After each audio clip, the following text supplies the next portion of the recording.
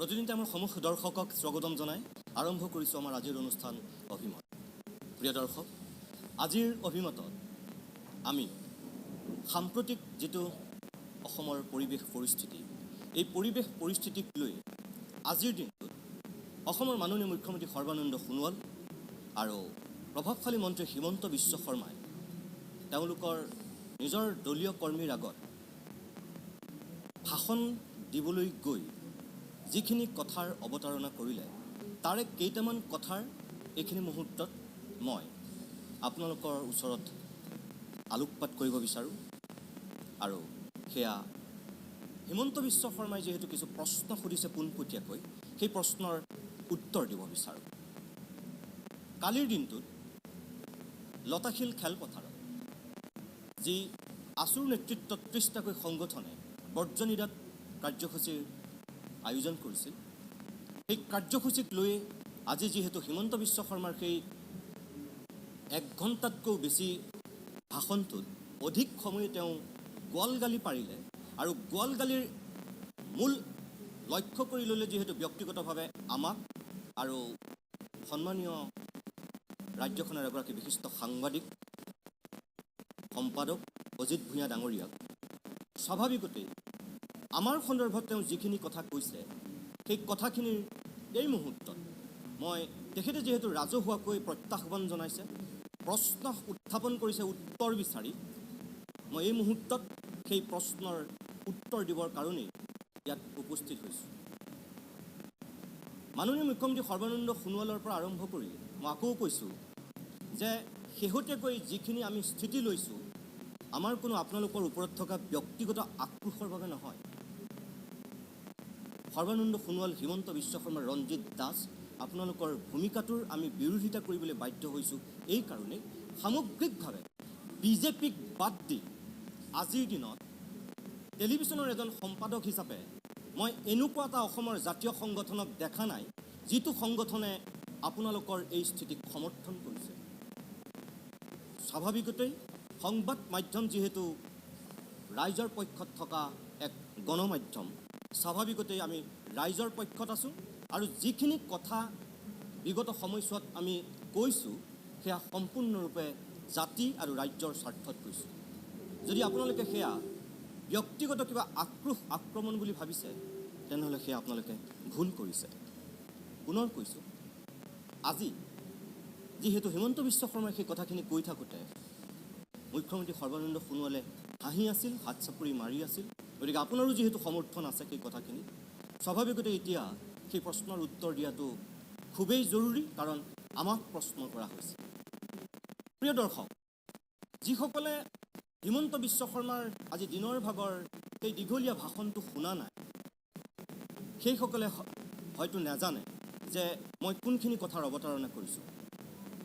আজি দিনৰ ভাগত হিমন্ত বিশ্ব শৰ্মাই তেওঁলোকৰ দলীয় কৰ্মীসকলক উৎসাহ প্ৰদান কৰিবৰ কাৰণে যি ধৰণেৰে তেওঁ অকলশৰীয়াকৈ গদা ঘূৰাইছিল আৰু যি ধৰণৰ তেওঁ বক্তব্য ৰাখিছিল, সেই বক্তব্যখিনি এই মুহূৰ্তত মই কিয়দাংশ আপোনালোকক শুনাব বিচাৰোঁ। এই কাৰণেই এবাৰ আপোনালোকে চাওক যে আজিৰ অভিমতটো মই কিয় এই মুহূৰ্তত কৰিবলগীয়া হৈছে। এবাৰ আপোনালোকে চাওক আৰু তাৰপিছত আপোনালোকে অনুভৱ কৰিব মই গোটেই ভাষণটো নহয়, কিয়দাংশ আপোনালোকক দেখুৱাইছোঁ। সেই ভাষণটোত তেওঁ কিমানবাৰ যে আমাক গোৱালগালি পাৰিছে তাৰ কোনো নিশ্চয়তা নাই। কিন্তু হিমন্ত বিশ্ব শৰ্মাই এটা কথা মনত ৰখা দৰকাৰ, মই যি কৰিছোঁ মই খোলা খুলিকৈ কৈছোঁ, মই আপোনাৰ নাম কৈ পেলাই কৈছোঁ। কালি লতাশিল খেলপথাৰতো যদি মই কাৰোবাক আক্ৰমণৰ লক্ষ্য কৰি লৈছিলোঁ, তেনেহ'লে মই আপোনাৰ নাম কৈ লৈছিলোঁ। মই আপোনাৰ দৰে কোনো গোৱালগালি পৰা নাছিলোঁ। আপোনাৰ যদি সৎ সাহস আছিল, এবাৰলৈও হয়তো আপুনি নামটো ক'ব পাৰিব লাগিছিল, কিন্তু আপুনি নাই কোৱা।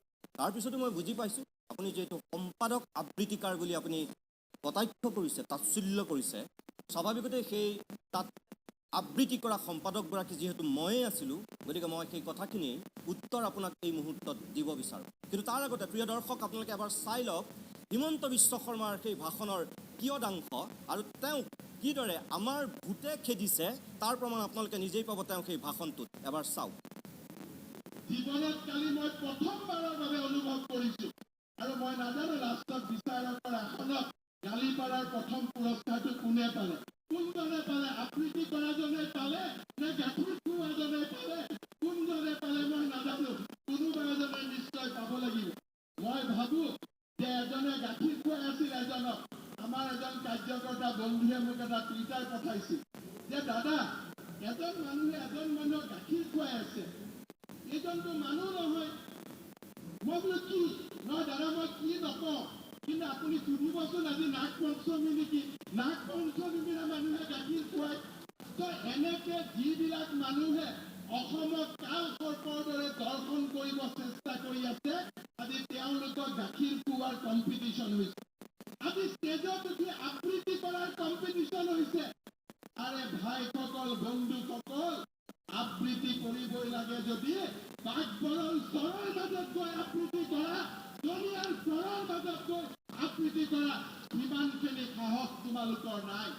সেইখিনি সাহস তোমালোকৰ নাই সাহসেৰে প্ৰতিবাদ কৰা ধুবুৰীত কিয় NRCত নাম কটা নগ'ল গোৱালপাৰাৰ NRCৰ নাম কিয় কটা নগ'ল লিগেচি ডাটাৰ নামত কিয় বেহা বেপাৰ হ'ল সেইবিলাক প্ৰশ্ন সোধাৰ সাহস তোমালোকৰ এতিয়া নাই কাৰণ তোমালোক ধৰ্ম নিৰপেক্ষ হৈ গ'লা যদি তোমালোকৰ ধৰ্ম নিৰপেক্ষতাই অসমখনত যদি বাহিৰা মানুহৰ হাতত অনুপ্ৰৱেশ কৰি সকলৰ হাতত অৰ্পণ কৰিব লাগে সেই গাখীৰ খোৱা বন্ধু আবৃত্তি কৰা বন্ধু তোমাৰ ধৰ্ম নিৰপেক্ষতাৰ লগত আমি বিশ্বাস নকৰো তোমাৰ লগত আমাৰ প্ৰতিযোগিতা হ'ব তোমাৰ লগত আমাৰ আদৰ্শগত সংঘাত হ'ব তুমিও আবৃত্তি কৰিবা আমি ৰাইজৰ মাজত যাম তুমি গাখীৰ খুৱাবা আমি সাহসেৰে ষষ্ঠ সংবিধানৰ ষষ্ঠ অনুসূচীত আমাৰ অসম চুক্তিৰ 6 নম্বৰ অনুচ্ছেদ পালন কৰি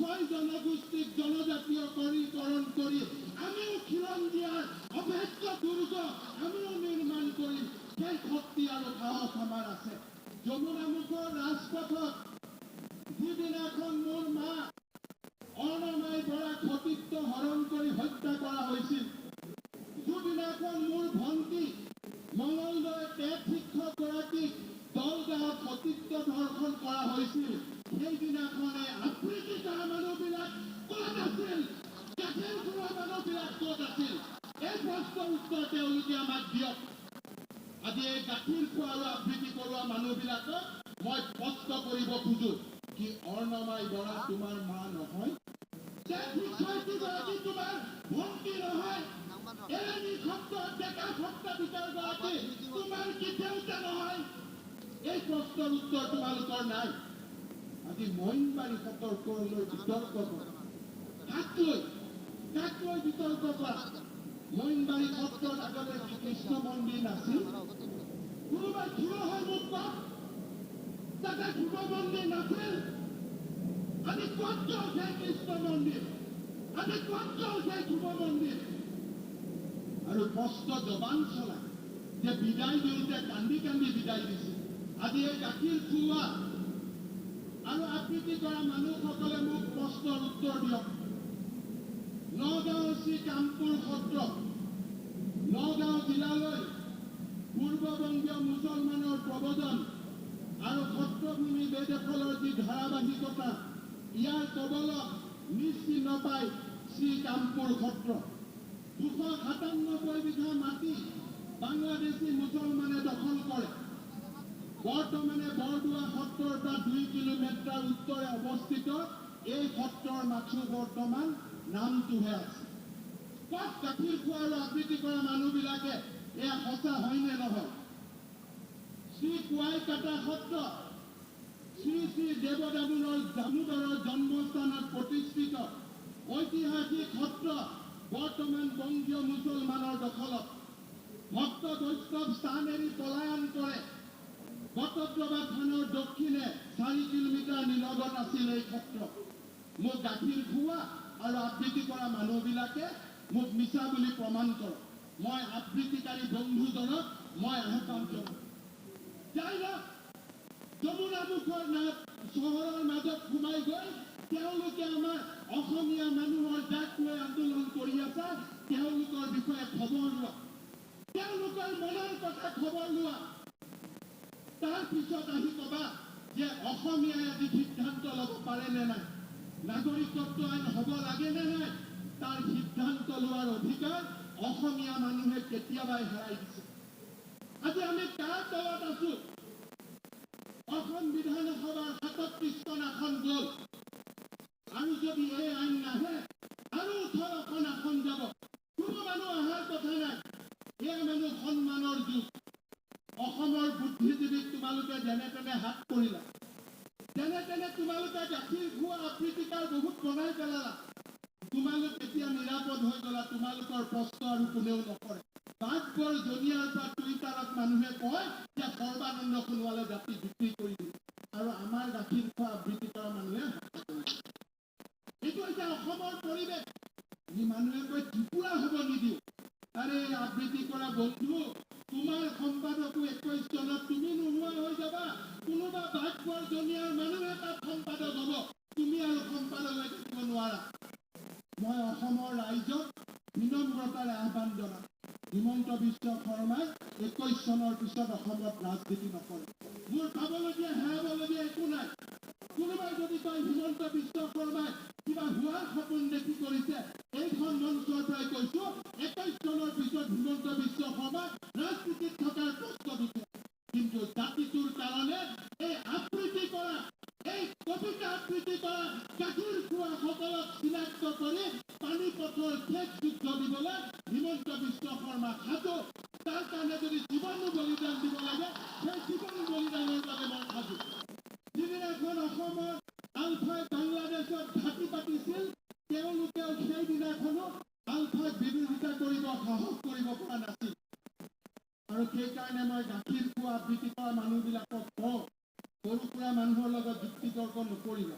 সাহস আছে যদি কেতিয়াবা আমাৰ দৰে মানুহক মাতিবা, 10 কিল খানা পথাৰ ফিল্ডতে কেনেকে গাখীৰ খুৱাব লাগে আমি বুজাই দিম, কেনেকে আবৃত্তি কৰিব লাগে বুজাই দিম। এইবিলাক কি টিভিৰ ষ্টুডিঅ'ত বহি ফাং ফুং কাম কৰি থাকে? হা? 3টা মানুহে কলা পতাকা দেখায়, 20টামান কেমেৰামেন পিছে পিছে দৌৰি দিয়ে। এনেকুৱা দুখ লাগে সাংবাদিক কেইজনক দেখি। আৰু যদি ইমানে আবৃত্তি কৰে, গান গোৱাৰ চখ আছে, জুবিন গাৰ্গৰ পৰা ট্ৰেইনিং লৈ বিহুৰ মঞ্চত গান গা, বিহুৰ মঞ্চত চিঞৰ।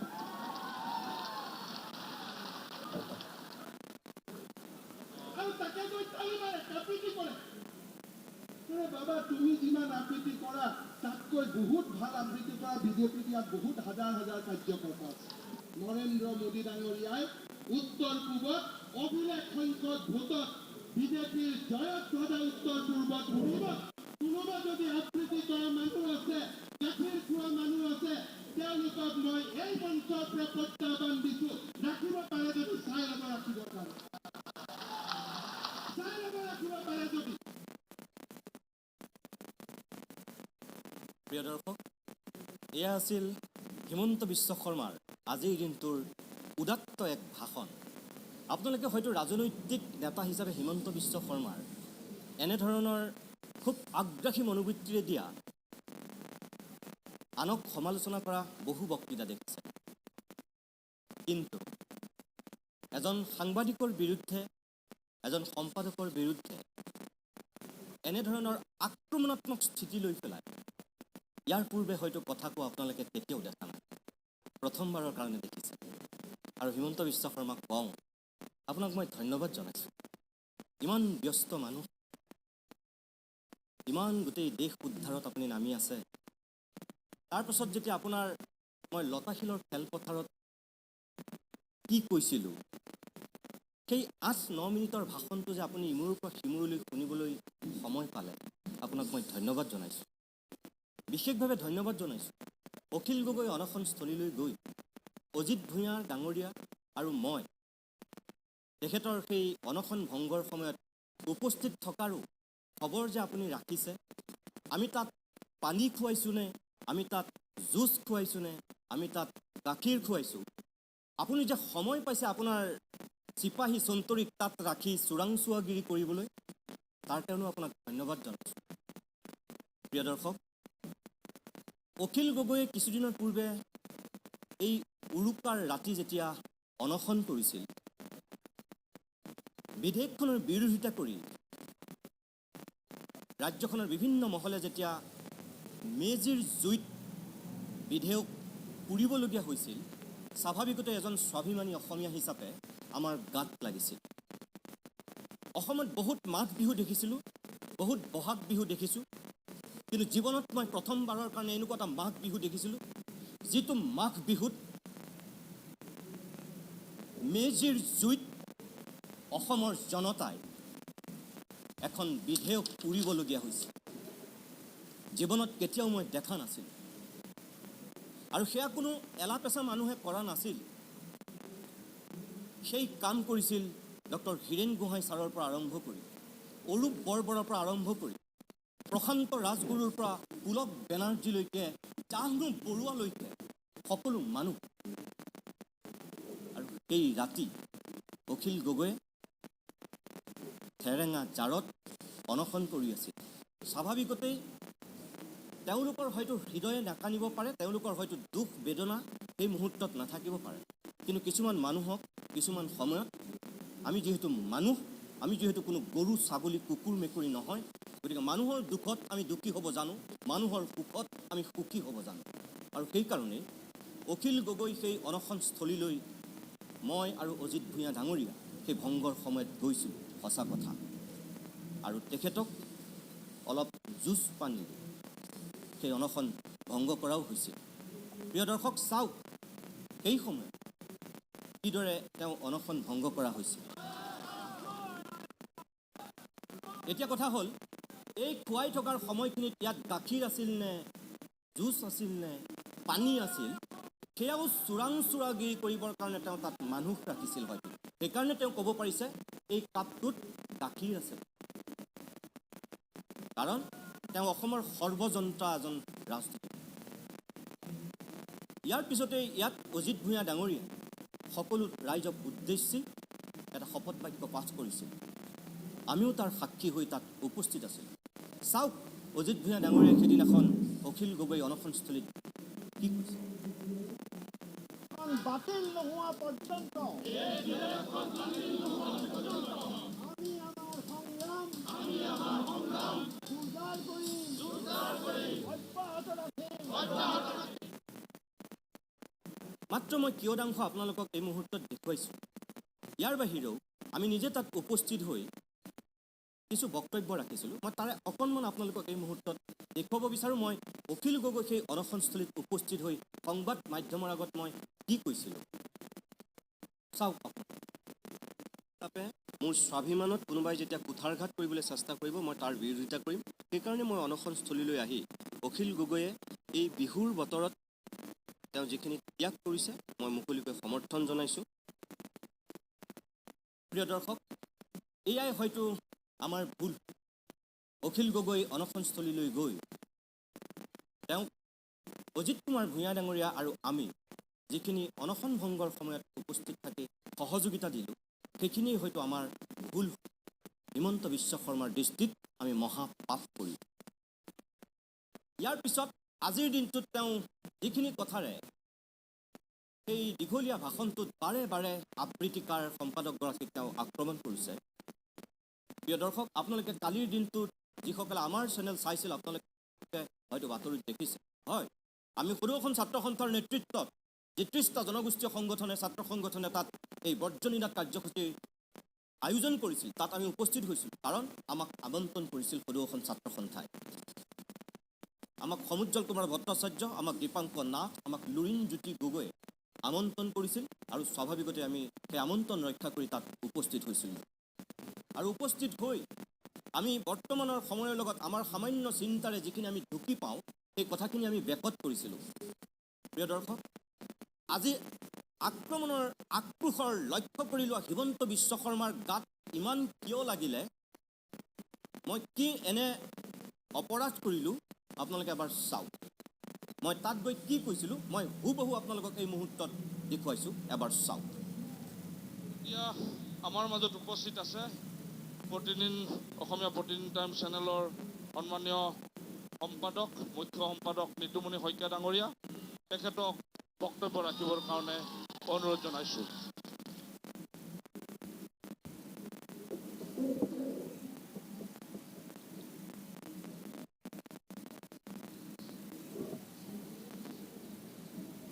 শ্ৰদ্ধাৰ সুধীবৃন্দ,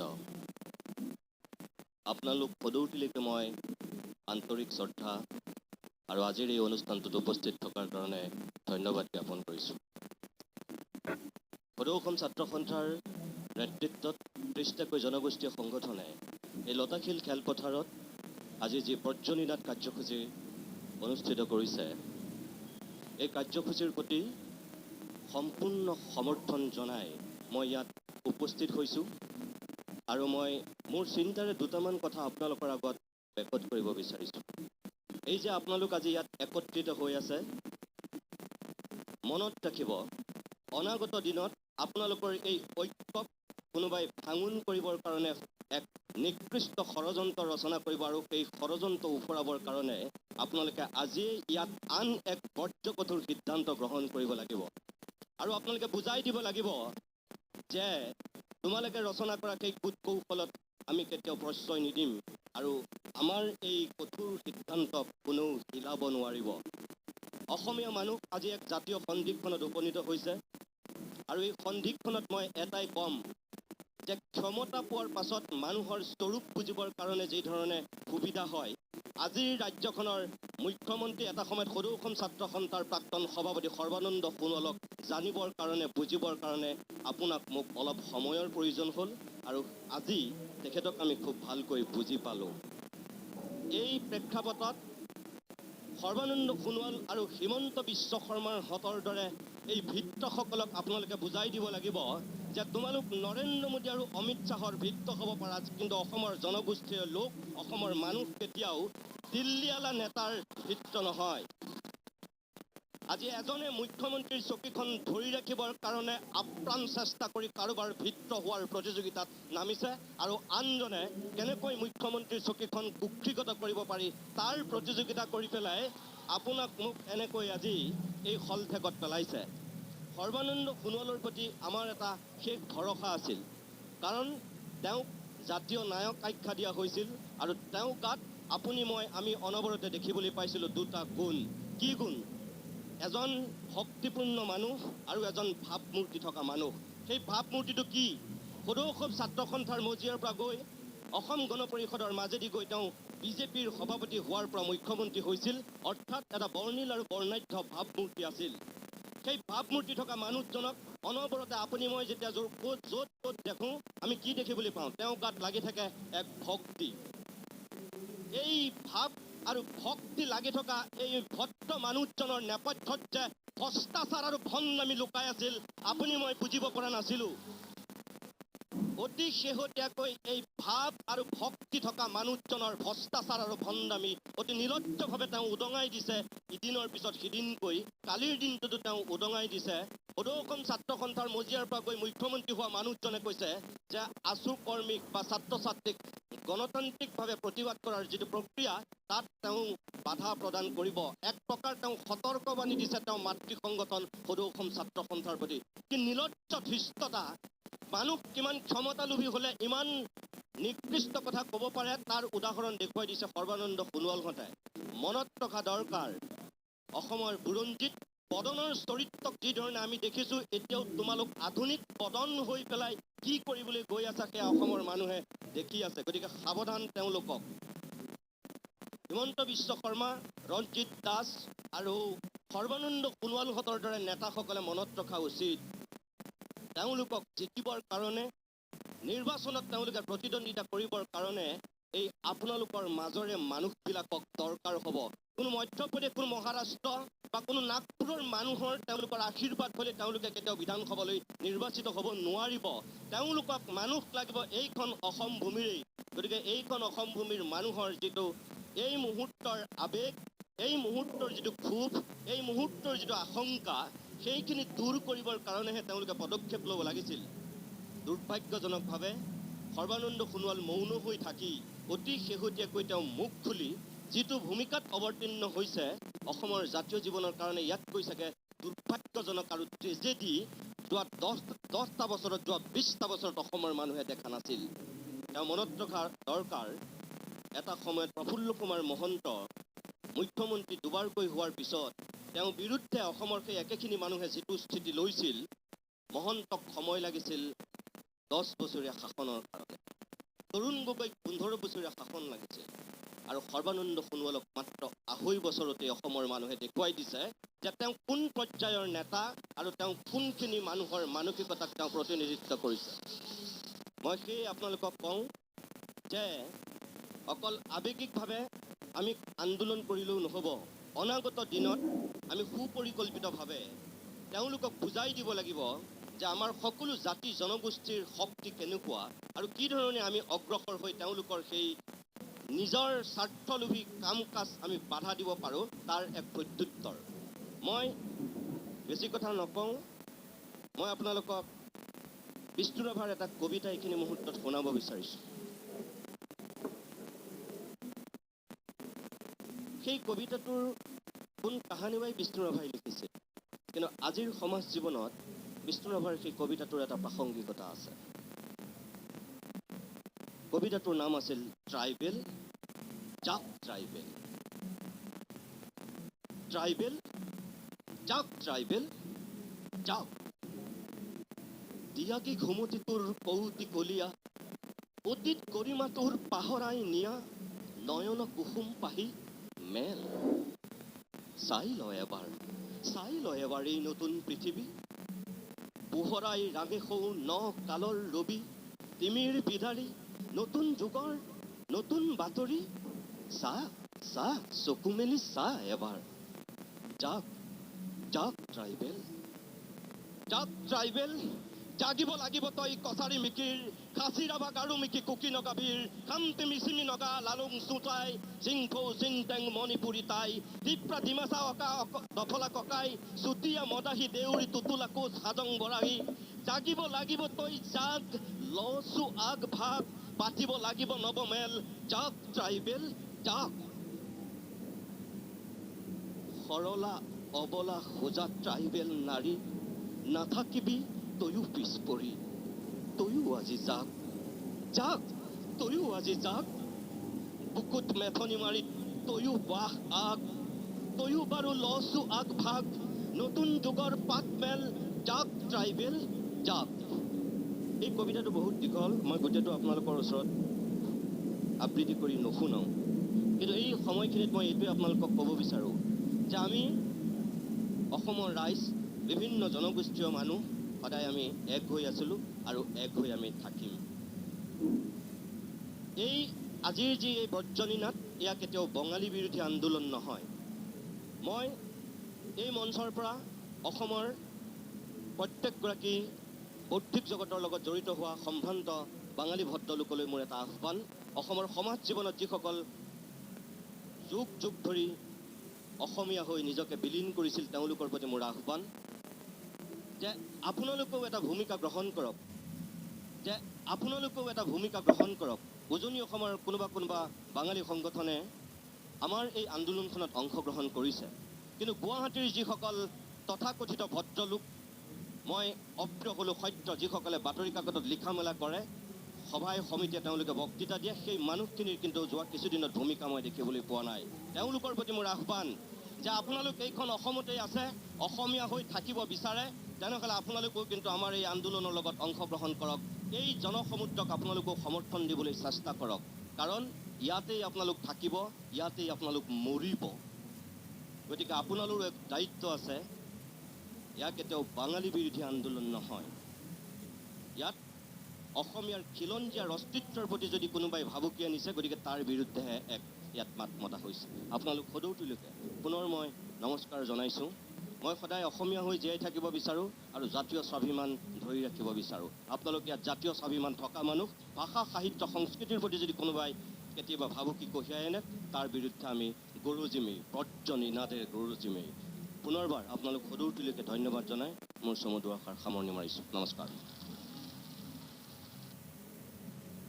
প্ৰিয় দৰ্শক, এয়াই আছিল লতাশিলৰ খেলপথাৰত সদৌ অসম ছাত্ৰ সন্থাৰ নেতৃত্বত 30টাকৈ জনগোষ্ঠীয় ছাত্ৰ সংগঠনৰ নেতৃত্বত অনুষ্ঠিত হোৱা বৰ্জনী নাট কাৰ্যসূচীত আমাৰ বক্তব্য। আমি ইমান কি অপৰাধ কৰিলোঁ যাৰ কাৰণে আজি হিমন্ত বিশ্ব শৰ্মাৰ মুখত কেৱল আকৈ ফুটা দি ফুটিল, ডিঙি ফুলাই শিৰ ফুলাই তেওঁ উদাত্ত কণ্ঠৰে কেৱল আমাক আক্ৰমণৰ লক্ষ্য কৰি ল'লে। কিন্তু হিমন্ত বিশ্ব শৰ্মাই জনা উচিত তেওঁ আজি যিখিনি কথা কৈছে আপুনি দলীয় কৰ্মীক উৎসাহ দিবৰ কাৰণে গুকাত মিছা কথাৰে আপুনি উদ্বেলিত কৰিব পাৰে, কিন্তু অসমৰ বৌদ্ধিক জগতৰ মানুহক, মগজু থকা মানুহক আপুনি তেনেকৈ উদ্বেলিত কৰিব নোৱাৰে।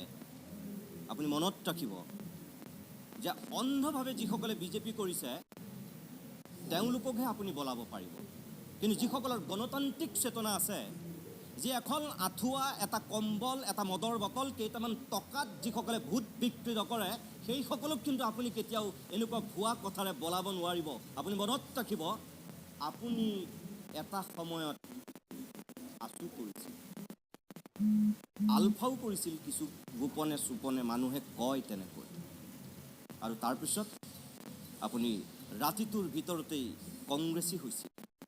আৰু কংগ্ৰেছী হৈ আপুনি কি পদ্ধতিত, কি গতিত আপুনি বিজেপিলৈ আহিবলগীয়া হ'ল অসমৰ মানুহে নজনা নহয়। মই কোৱাৰো কোনো দৰকাৰ নাই, সকলোৱে জানে, সকলোৱে বুজে। সকলোকে আপুনি মূৰ্খ সজাবলৈ চেষ্টা নকৰিব। আপুনি আজি যিখিনি বক্তব্য দিছে আপোনাৰ দলীয় কৰ্মীৰ আগত, মই প্ৰত্যেকটো বক্তব্যৰ উত্তৰ দিম। আপুনি যিহেতু প্ৰত্যাহ্বান জনাইছে ব্যক্তিগতভাৱে আমাক, মই সেই প্ৰত্যাহ্বান গ্ৰহণ কৰিছোঁ আৰু আপোনাৰ প্ৰত্যেকটো প্ৰশ্নৰ উত্তৰ দিম এই অভিমতৰ মঞ্চত। কিছু সময়ৰ কাৰণে বিৰতি লৈছোঁ।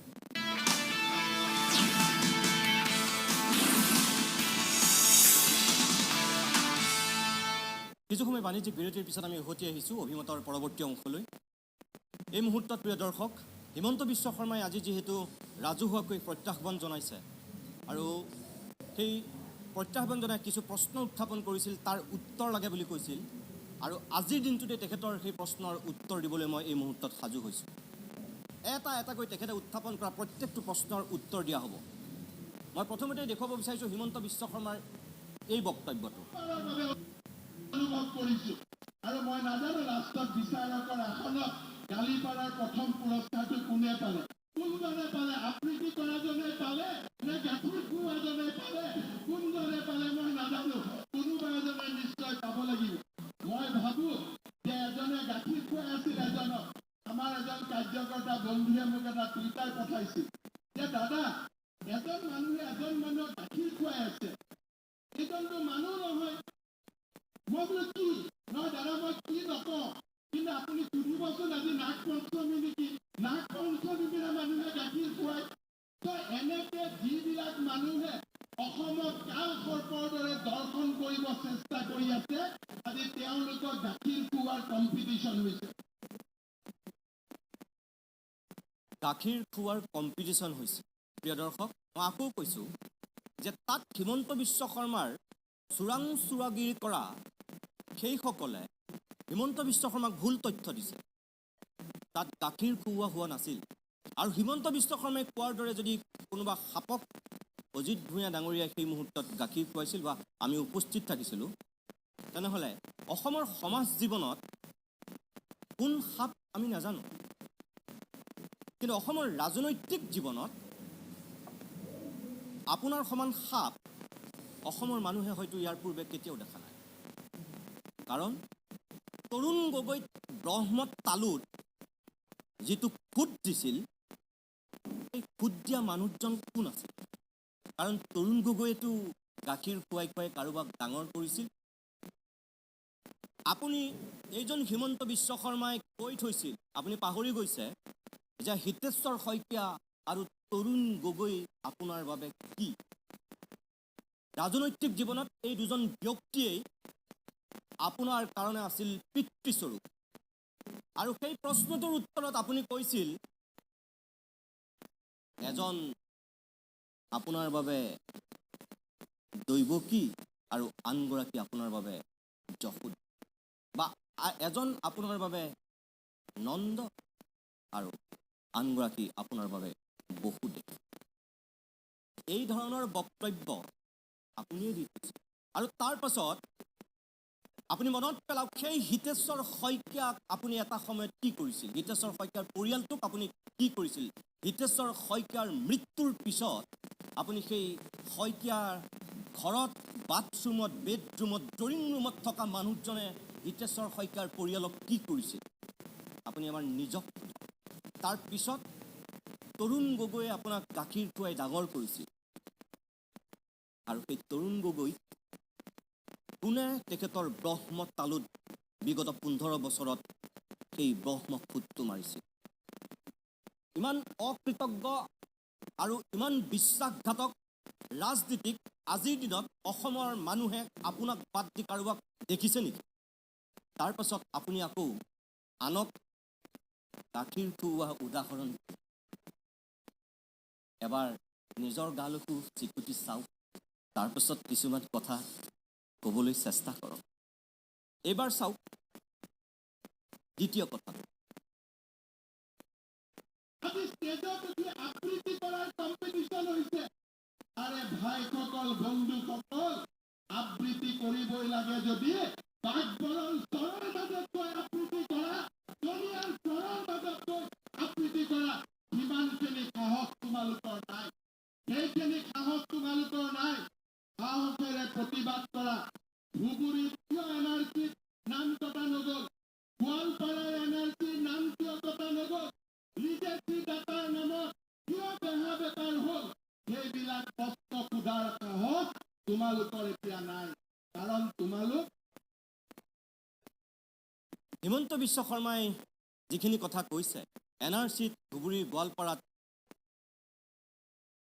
নাম কৰ্তন যোৱাৰ সময়ত বা যিসকলে অন্তৰ্ভুক্ত কৰিলে অত্যাধিক সেই সময়ত আমি কি কৰি আছিলোঁ আমাৰ প্ৰশ্নটো হ'ল NRCৰ এতিয়ালৈকে চূড়ান্ত যিটো তালিকা ওলোৱাই নাই আজিৰ দিনটোতো সুপ্ৰিম কোৰ্টত নিৰ্দেশ দিয়া হৈছে 31 ডিচেম্বৰৰ ভিতৰত চূড়ান্ত তালিকা প্ৰকাশ কৰিবৰ কাৰণে আৰু যি খচৰা প্ৰকাশ পাইছিল এই সমগ্ৰ প্ৰক্ৰিয়াটোত যিসকল মানুহ জড়িত হৈ আছিল যদি কোনোবাই বেই নামেৰে বেই বুদ্ধিৰে যদি নাম সোমোৱাইছে তাৰ কাৰণে মই দায়ী নেকি কাৰ চৰকাৰ চলি আছিল কাৰ কৰ্মচাৰীয়ে তাত কাম কৰিছিল আপুনি নিজেই কৈছে আপুনি দ্বিতীয়গৰাকী মন্ত্ৰী দ্বিতীয় মুখ্যমন্ত্ৰীৰ পিছতে আপোনাৰ স্থান যদি আপোনাৰ সেয়াই আছিল সেই শক্তিয়ে যদি আপুনি পৰিচালিত কৰিছিল ৰাজ্য চৰকাৰ যদি তেনেকৈ চলাইছে তেনেহ'লে কি চৰকাৰ চলাইছে কোনবিলাক কৰ্মচাৰী লাগিছিল বাংলাদেশৰ কৰ্মচাৰী আহিছিল নেকি অসমৰ কৰ্মচাৰী আছিল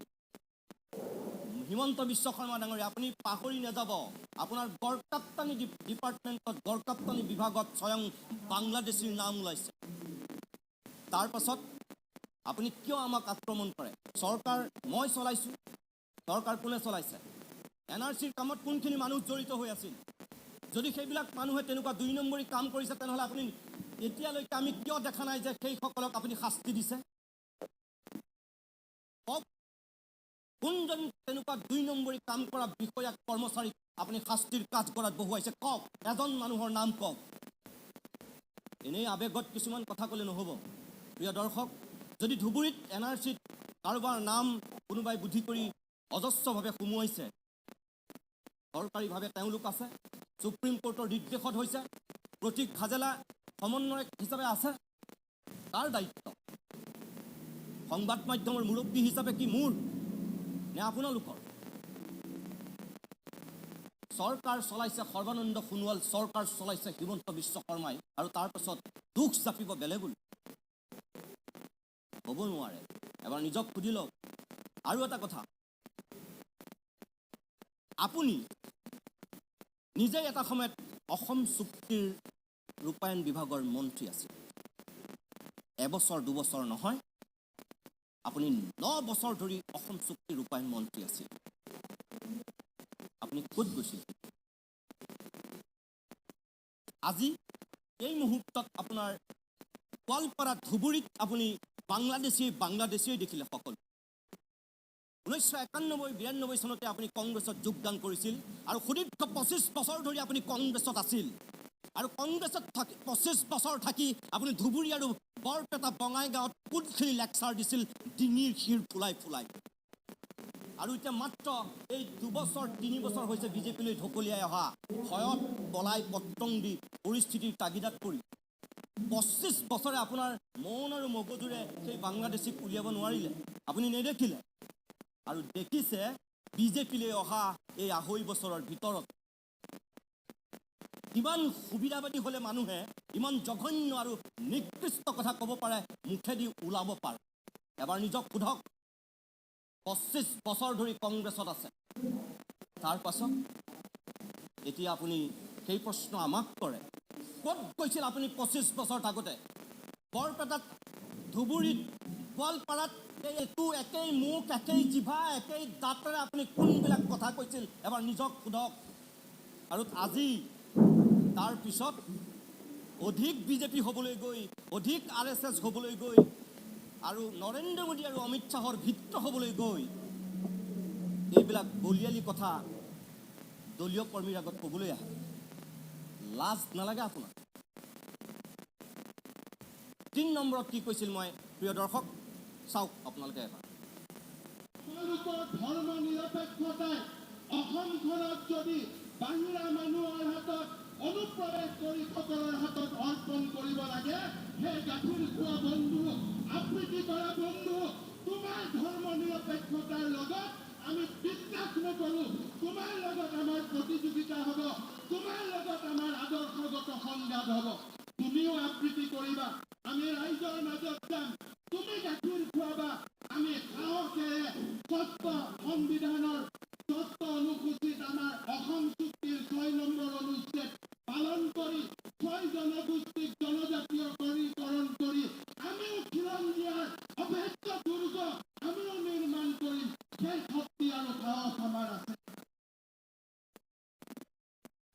প্ৰিয় দৰ্শক এই যে ষষ্ঠ অনুচ্ছেদৰ কথা আখৈ ফুটা দি ফুটিছে হিমন্ত বিশ্ব শৰ্মাৰ মুখত 6 জনগোষ্ঠীক জনজাতিকৰণৰ কথা তেওঁ আখৈ ফুটা দি ফুটিছে মুখত ইমান দিনে ক'ত কৈছিল মই আকৌ কৈছোঁ অসম চুক্তিৰ যি তেওঁ ষষ্ঠ অনুচ্ছেদৰ কথা এই মুহূৰ্তত কৈছে যোৱা 9 বছৰত যেতিয়া তেওঁ অসম চুক্তি ৰূপায়ণ বিভাগৰ মন্ত্ৰী আছিল তেতিয়া তেওঁ কি কৰিছিল আপুনি কি কৰিছিল তেতিয়া এই যে লোকসভা নিৰ্বাচনৰ প্ৰাকখনত আপোনাৰ অসম চুক্তিৰ 6 নম্বৰ অনুচ্ছেদৰ কথালৈ মনত পৰিল ইয়াৰ আগতে আপুনি কি কৰিছিল 6 জনগোষ্ঠীৰ জনজাতিকৰণক লৈ কিমান আৰু ৰাজনীতি কৰিব কংগ্ৰেছ আৰু বিজেপিয়ে বিশেষকৈ বিগত লোকসভা নিৰ্বাচন আৰু বিগত বিধানসভা নিৰ্বাচনত 6 জনগোষ্ঠীৰ জনজাতিকৰণক লৈ আপোনালোকে কি কি প্ৰতিশ্ৰুতি দিছিল 2014 চনত নৰেন্দ্ৰ মোদী প্ৰধানমন্ত্ৰী হোৱাৰ প্ৰাকখনত এবাৰ মনত পেলাওক হয়তো আপুনি পাহৰি গৈছে কাৰণ তেতিয়া আপুনি কংগ্ৰেছত আছিল বিজেপিয়ে কি প্ৰতিশ্ৰুতি দিছিল 6 জনগোষ্ঠীৰ জনজাতিকৰণক লৈ সেই সময়ত যিসকল নেতাই ইয়াত আহি প্ৰতিশ্ৰুতি দিছিল এই 4.5 বছৰত সেই প্ৰতিশ্ৰুতিৰ কিমানখিনি আপোনালোকে পূৰণ কৰিলে নিৰ্বাচনৰ প্ৰাকখনত এতিয়া আকৌ অসম চুক্তিৰ কথা 6 জনগোষ্ঠীৰ জনজাতিকৰণৰ কথা কি অসমৰ মানুহ মূৰ্খ অসমৰ মানুহ আপুনি ভবাৰ দৰে কি বুৰ্বক এই ৰাজনৈতিক কাৰসাজিৰে আপুনি কিমান আৰু মানুহক ঠগিবলৈ চেষ্টা কৰিব কিমান আৰু আপুনি মানুহক বিশ্বাসঘাতকতা কৰিব আপোনাৰ উদ্যোগতেই এই 6 জনগোষ্ঠীৰ জনজাতিকৰণৰ যিখন আপোনালোকৰ ইয়াৰ মন্ত্ৰী পৰিষদৰ বৈঠক আপুনি প্ৰথমখন বৈঠকতেই উপস্থিত নাথাকিল তাৰপিছত ডিঙিৰ শিৰ ফুলাই আকৌ 6 জনগোষ্ঠীৰ জনজাতিকৰণৰ কথা কয় ইমান দিন আপুনি মন্ত্ৰী হৈ আছিল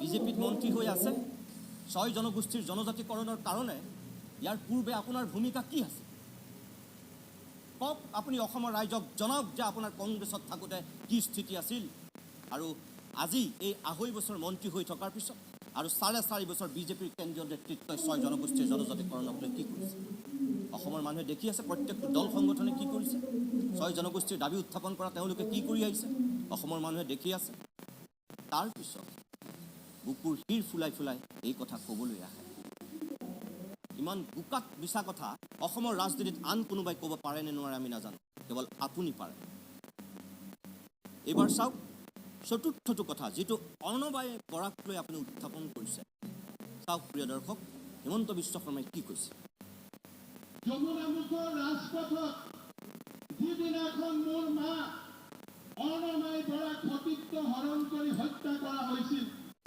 যিদিনাখন মোৰ ভণ্টি মঙলদৈ টেট শিক্ষকগৰাকীক দলগাঁৱত সতীত্ব ধৰ্ষণ কৰা হৈছিল সেইদিনাখনে আবৃত্তি কৰা মানুহবিলাক ক'ত আছিল গাখীৰ খোৱা মানুহবিলাক ক'ত আছিল এই প্ৰশ্নৰ উত্তৰ তেওঁলোকে আমাক দিয়ক আজি এই গাখীৰ খোৱা আৰু আবৃত্তি কৰোৱা মানুহবিলাকক মই স্পষ্ট কৰিব খোজো কি অৰ্ণমাই বৰা তোমাৰ মা নহয়, শিক্ষয়িত্ৰীগৰাকী তোমাৰ ভণ্টি নহয়, এলেনি সত্ৰ ডেকা সত্ৰাধিকাৰগৰাকী তোমাৰ কি দেউতা নহয়? এই প্ৰশ্নৰ উত্তৰ তোমালোকৰ নাই। প্ৰিয় দৰ্শক, হিমন্ত বিশ্ব শৰ্মাই ডিঙি ফুলাই ফুলাই যিধৰণে উদাত্ত কণ্ঠৰে প্ৰত্যাহ্বান জনাইছে, মই হিমন্ত বিশ্ব শৰ্মাক এতিয়া প্ৰত্যাহ্বান জনাইছোঁ। আপোনাৰ এই প্ৰশ্নটোৰ উত্তৰ মই কিছু সময়ৰ পিছত দি আছোঁ, কিন্তু প্ৰিয় দৰ্শক এবাৰ আকৌ চাই লওক অৰ্ণময় বৰাক লৈ হিমন্ত বিশ্ব শৰ্মাই আমাক কৰা এই কথাখিনি, ইয়াৰ প্ৰত্যুত্তৰ মই দি আছোঁ। এবাৰ চাওক কি কৈছে হিমন্ত বিশ্ব শৰ্মাই। আকৌ এবাৰ মই আপোনালোকক দেখুৱাব বিচাৰিছোঁ আৰু আপোনাৰ প্ৰত্যাহ্বান মই গ্ৰহণ কৰিছোঁ। যমুনামুখৰ ৰাজপথত যিদিনাখন মোৰ মা অৰ্ণমাই বৰাক সতীত্ব হৰণ কৰি হত্যা কৰা হৈছিল, যিদিনাখন মোৰ ভণ্টি মঙলদৈ টেট শিক্ষকগৰাকীক দলগাঁৱত সতীত্ব ধৰ্ষণ কৰা হৈছিল, সেইদিনাখনে আবৃত্তি কৰা মানুহবিলাক ক'ত আছিল? গাখীৰ খোৱা মানুহবিলাক ক'ত আছিল? এই প্ৰশ্নৰ উত্তৰ তেওঁলোকে আমাক দিয়ক। আজি এই গাখীৰ খোৱা আৰু আবৃত্তি কৰোৱা মানুহবিলাকক মই স্পষ্ট কৰিব খোজো কি অৰ্ণমাই বৰা তোমাৰ মা নহয়, শিক্ষয়িত্ৰীগৰাকী তোমাৰ ভণ্টি নহয়, এলেনি সত্ৰ ডেকা সত্ৰাধিকাৰগৰাকী তোমাৰ কি দেউতা নহয়?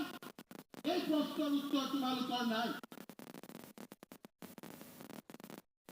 ডক্টৰ হিমন্ত বিশ্ব শৰ্মা, অৰ্ণময় বৰা আৰু টেট শিক্ষয়িত্ৰীৰ কথা আপুনি মোক প্ৰশ্ন কৰিছে, মই তেতিয়া কি কৰিছিলোঁ, ক'ত আছিলোঁ? আপোনাক কওঁ, হয়তো যদি আপোনাৰ মগজু এতিয়ালৈকে সুস্থ আৰু সবল হৈ আছে, যদি আপুনি আমাৰ প্ৰতিদিন টাইম নিউজ চাইছিল, আপুনি দেখিছিল সেই সময়ত আমাৰ ভূমিকা কি আছিল। বেলেগ টেলিভিশ্যন চেনেলৰ কথা নাজানো, কিন্তু আমি একমাত্ৰ অসমৰ প্ৰথমটো টেলিভিশ্যন চেনেল হিচাপে মই আপোনাক এতিয়া অহংকাৰেৰে গৌৰৱেৰে কৈছোঁ যে অৰ্ণময় বৰাৰ ঘৰৰ পৰা একমাত্ৰ টক শ্ব' কৰা চেনেলটো আছিল প্ৰতিদিন টাইম। আৰু আপোনাক মই কৈ দিওঁ 31 মে'ত সেই ঘটনা সংঘটিত হৈছিল আৰু 1 জুনত সেই সময়ৰ মোৰ সহযোগী সাংবাদিক ৰাজদীপ বাইলুং বৰুৱাক মই পঠিয়াইছিলোঁ সেই তেখেতৰ ঘৰলৈ। আপুনি কৈছে মই কি কৰিছিলোঁ, আপোনাক মই কৈছোঁ আপোনাৰ পত্নীৰ চেনেলে কি কৰিছিল আপুনি কওক এবাৰ। মই কৈছোঁ যে মই তাত গৈ মানুহ পঠিয়াই মই টক শ্ব' কৰিছিলোঁ আৰু তাৰ ঘটনাটোৰ দুৰ্ঘোৰ বিৰোধিতা কৰিছিলোঁ। অৰ্ণময় বৰা মোৰ কাৰণে বাইদেউ, মোৰ কাৰণে মা, মোৰ কাৰণে এগৰাকী নমস্য নাৰী। একেদৰে টেট শিক্ষয়িত্ৰীৰ কথা আপুনি কৈছে, বেলেগে কি কৰিছিল নাজানো। আমি সেই টেট শিক্ষয়িত্ৰী যিগৰাকী ছোৱালীৰ সেই অৱস্থা কৰা হৈছিল, আমি প্ৰথমটো চেনেল হিচাপে উপস্থিত হৈছিলোঁগৈ তাত আৰু মাত মাতিছিলোঁ তাই ন্যায়ৰ কাৰণে। এই মঞ্চৰ পৰা আমি প্ৰতিবাদ কৰিছিলোঁ আৰু আমি ইয়াত থিয় হৈ মাত মাতিছিলোঁ উচিত তদন্ত হ'ব লাগে বুলি। আৰু যদি আপুনি বিশ্বাস নকৰে কি কৰিছিলোঁ আপুনি বিচাৰিছে, চাওক এবাৰ দেখুৱাই দিছোঁ আপোনাক, চাওক কি কৰা হৈছিল। নমস্কাৰ, দ্য বিগ আৱাৰলৈ মই ৰাজদীপ বাইলুং বৰুৱাই আপোনালোকক স্বাগতম জনাইছোঁ। আমি আজি এনে এটা প্ৰান্তত এনে এটা বিষয়ক লৈ আচলতে আপোনালোকৰ সন্মুখলৈ আহিব বিচাৰিছোঁ, যিটো বিষয়ে আপোনাকো চুই যাব, আপোনাকো বহু কথা ভবাই তুলিব। নিৰাপত্তাহীনতাত ভুগিছে ৰাজ্যৰ কিশোৰী, নিৰাপত্তাহীনতাত ভুগিছে ৰাজ্যৰ যুৱতী, নিৰাপত্তাহীনতাত ভুগিছে ৰাজ্যৰ মহিলা সমাজ। কিয় বাৰম্বাৰ এনেধৰণৰ আচলতে পৰিৱেশ পৰিস্থিতিৰ উদ্ভৱ হৈছে কিয়, সেই সন্দৰ্ভত আলোচনা কৰিবলৈ গ্ৰাউণ্ড জিৰ'ত আহি আমি উপস্থিত হৈছোঁ। আমি এই মুহূৰ্তত আপোনালোকক জনাব খুজিছোঁ, যিটো ঘটনাই আজিৰ দিনটোত সকলোকে চুই গৈছে, সেই ঘটনাটো হৈছে কামপুৰৰ ঘটনা। কপিলীৰ পাৰৰ সেই কলংকিত অধ্যায়ৰ সবিশেষ বিচাৰি আজি আহি আমি উপস্থিত হৈছোঁ এই অঞ্চলটোত।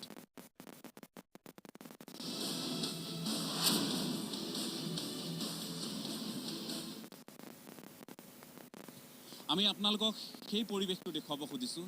ইয়াৰ যিসকল লোক, তেওঁলোকৰ মনত যথেষ্ট সংশয় আছে, তেওঁলোকৰ মনত যথেষ্ট ক্ষোভ আছে। কাৰণ হৈছে শিক্ষাৰ পোহৰ বিলাবলৈ গৈ যিগৰাকী মহিলাই এক প্ৰত্যাহ্বানৰ সন্মুখীন হৈছিল আজি দীৰ্ঘদিন ধৰি, সেই মহিলাগৰাকীক এই অঞ্চলটোত অতি নৃশংসভাৱে হত্যা কৰা হৈছে। সন্দেহ কৰা হৈছে এই মহিলাগৰাকীক ধৰ্ষণ কৰি অতি নৃশংসতাৰে হত্যা কৰি কপিলী নৈত তেওঁৰ শৱদেহ পেলাই দিয়া হৈছে। যেতিয়াই তেওঁৰ শৱদেহ উদ্ধাৰ হৈছে তাৰ পিছতেই পৰিয়ালৰ মাজত কি পৰিৱেশ বিৰাজ কৰিছে, অঞ্চলটোৰ ৰাইজৰ মাজত কি পৰিৱেশ বিৰাজ কৰিছে, সেইখিনি কথা জনাৰ আজি প্ৰয়োজনীয়তা আমি অনুভৱ কৰিছোঁ, যাৰ বাবে দ্য বিগ আৱাৰত আমি 1 ঘণ্টা এই লোকসকলৰ সৈতে কিছু কথা পাতিম। এওঁলোকৰ এই পৰিৱেশটোৰ উদ্ভৱ হোৱাৰ কাৰণ এওঁলোকে কি বুলি ভাবে, সেই কথাখিনি তেওঁলোকৰ পৰা আমি জানিবলৈ চেষ্টা কৰিম। প্ৰথমে এই গাঁৱৰ কেইবাগৰাকীও লোক আছে, মই আপোনাৰ কাষলৈ প্ৰথমে আহিব খুজিছোঁ যে যিগৰাকী মহিলা তেওঁ এগৰাকী শিক্ষয়িত্ৰী, তেওঁ অৱসৰ ল'বলৈ মাত্ৰ 2টা বছৰ বাকী আছিল। তেনে সময়ত তেওঁ আগৰে পৰা যথেষ্ট প্ৰত্যাহ্বান, অনগ্ৰসৰ এটা অঞ্চললৈ গৈ শিক্ষাৰ পোহৰ বিলাইছিল। এজনীয়া শিক্ষকৰ দায়িত্ব তেওঁ চম্ভালিছিল, নিজে আছিল প্ৰধান শিক্ষয়িত্ৰীও। গতিকে এই যিটো ঘটনা সংঘটিত হ'ল, আপোনালোকে কি বুলি আচলতে এই ঘটনাটোক ব্যাখ্যা কৰিব খুজিব, ৰাইজৰ মনত সংশয় কেনেধৰণৰ আৰু কি সমস্যাৰ কাৰণে?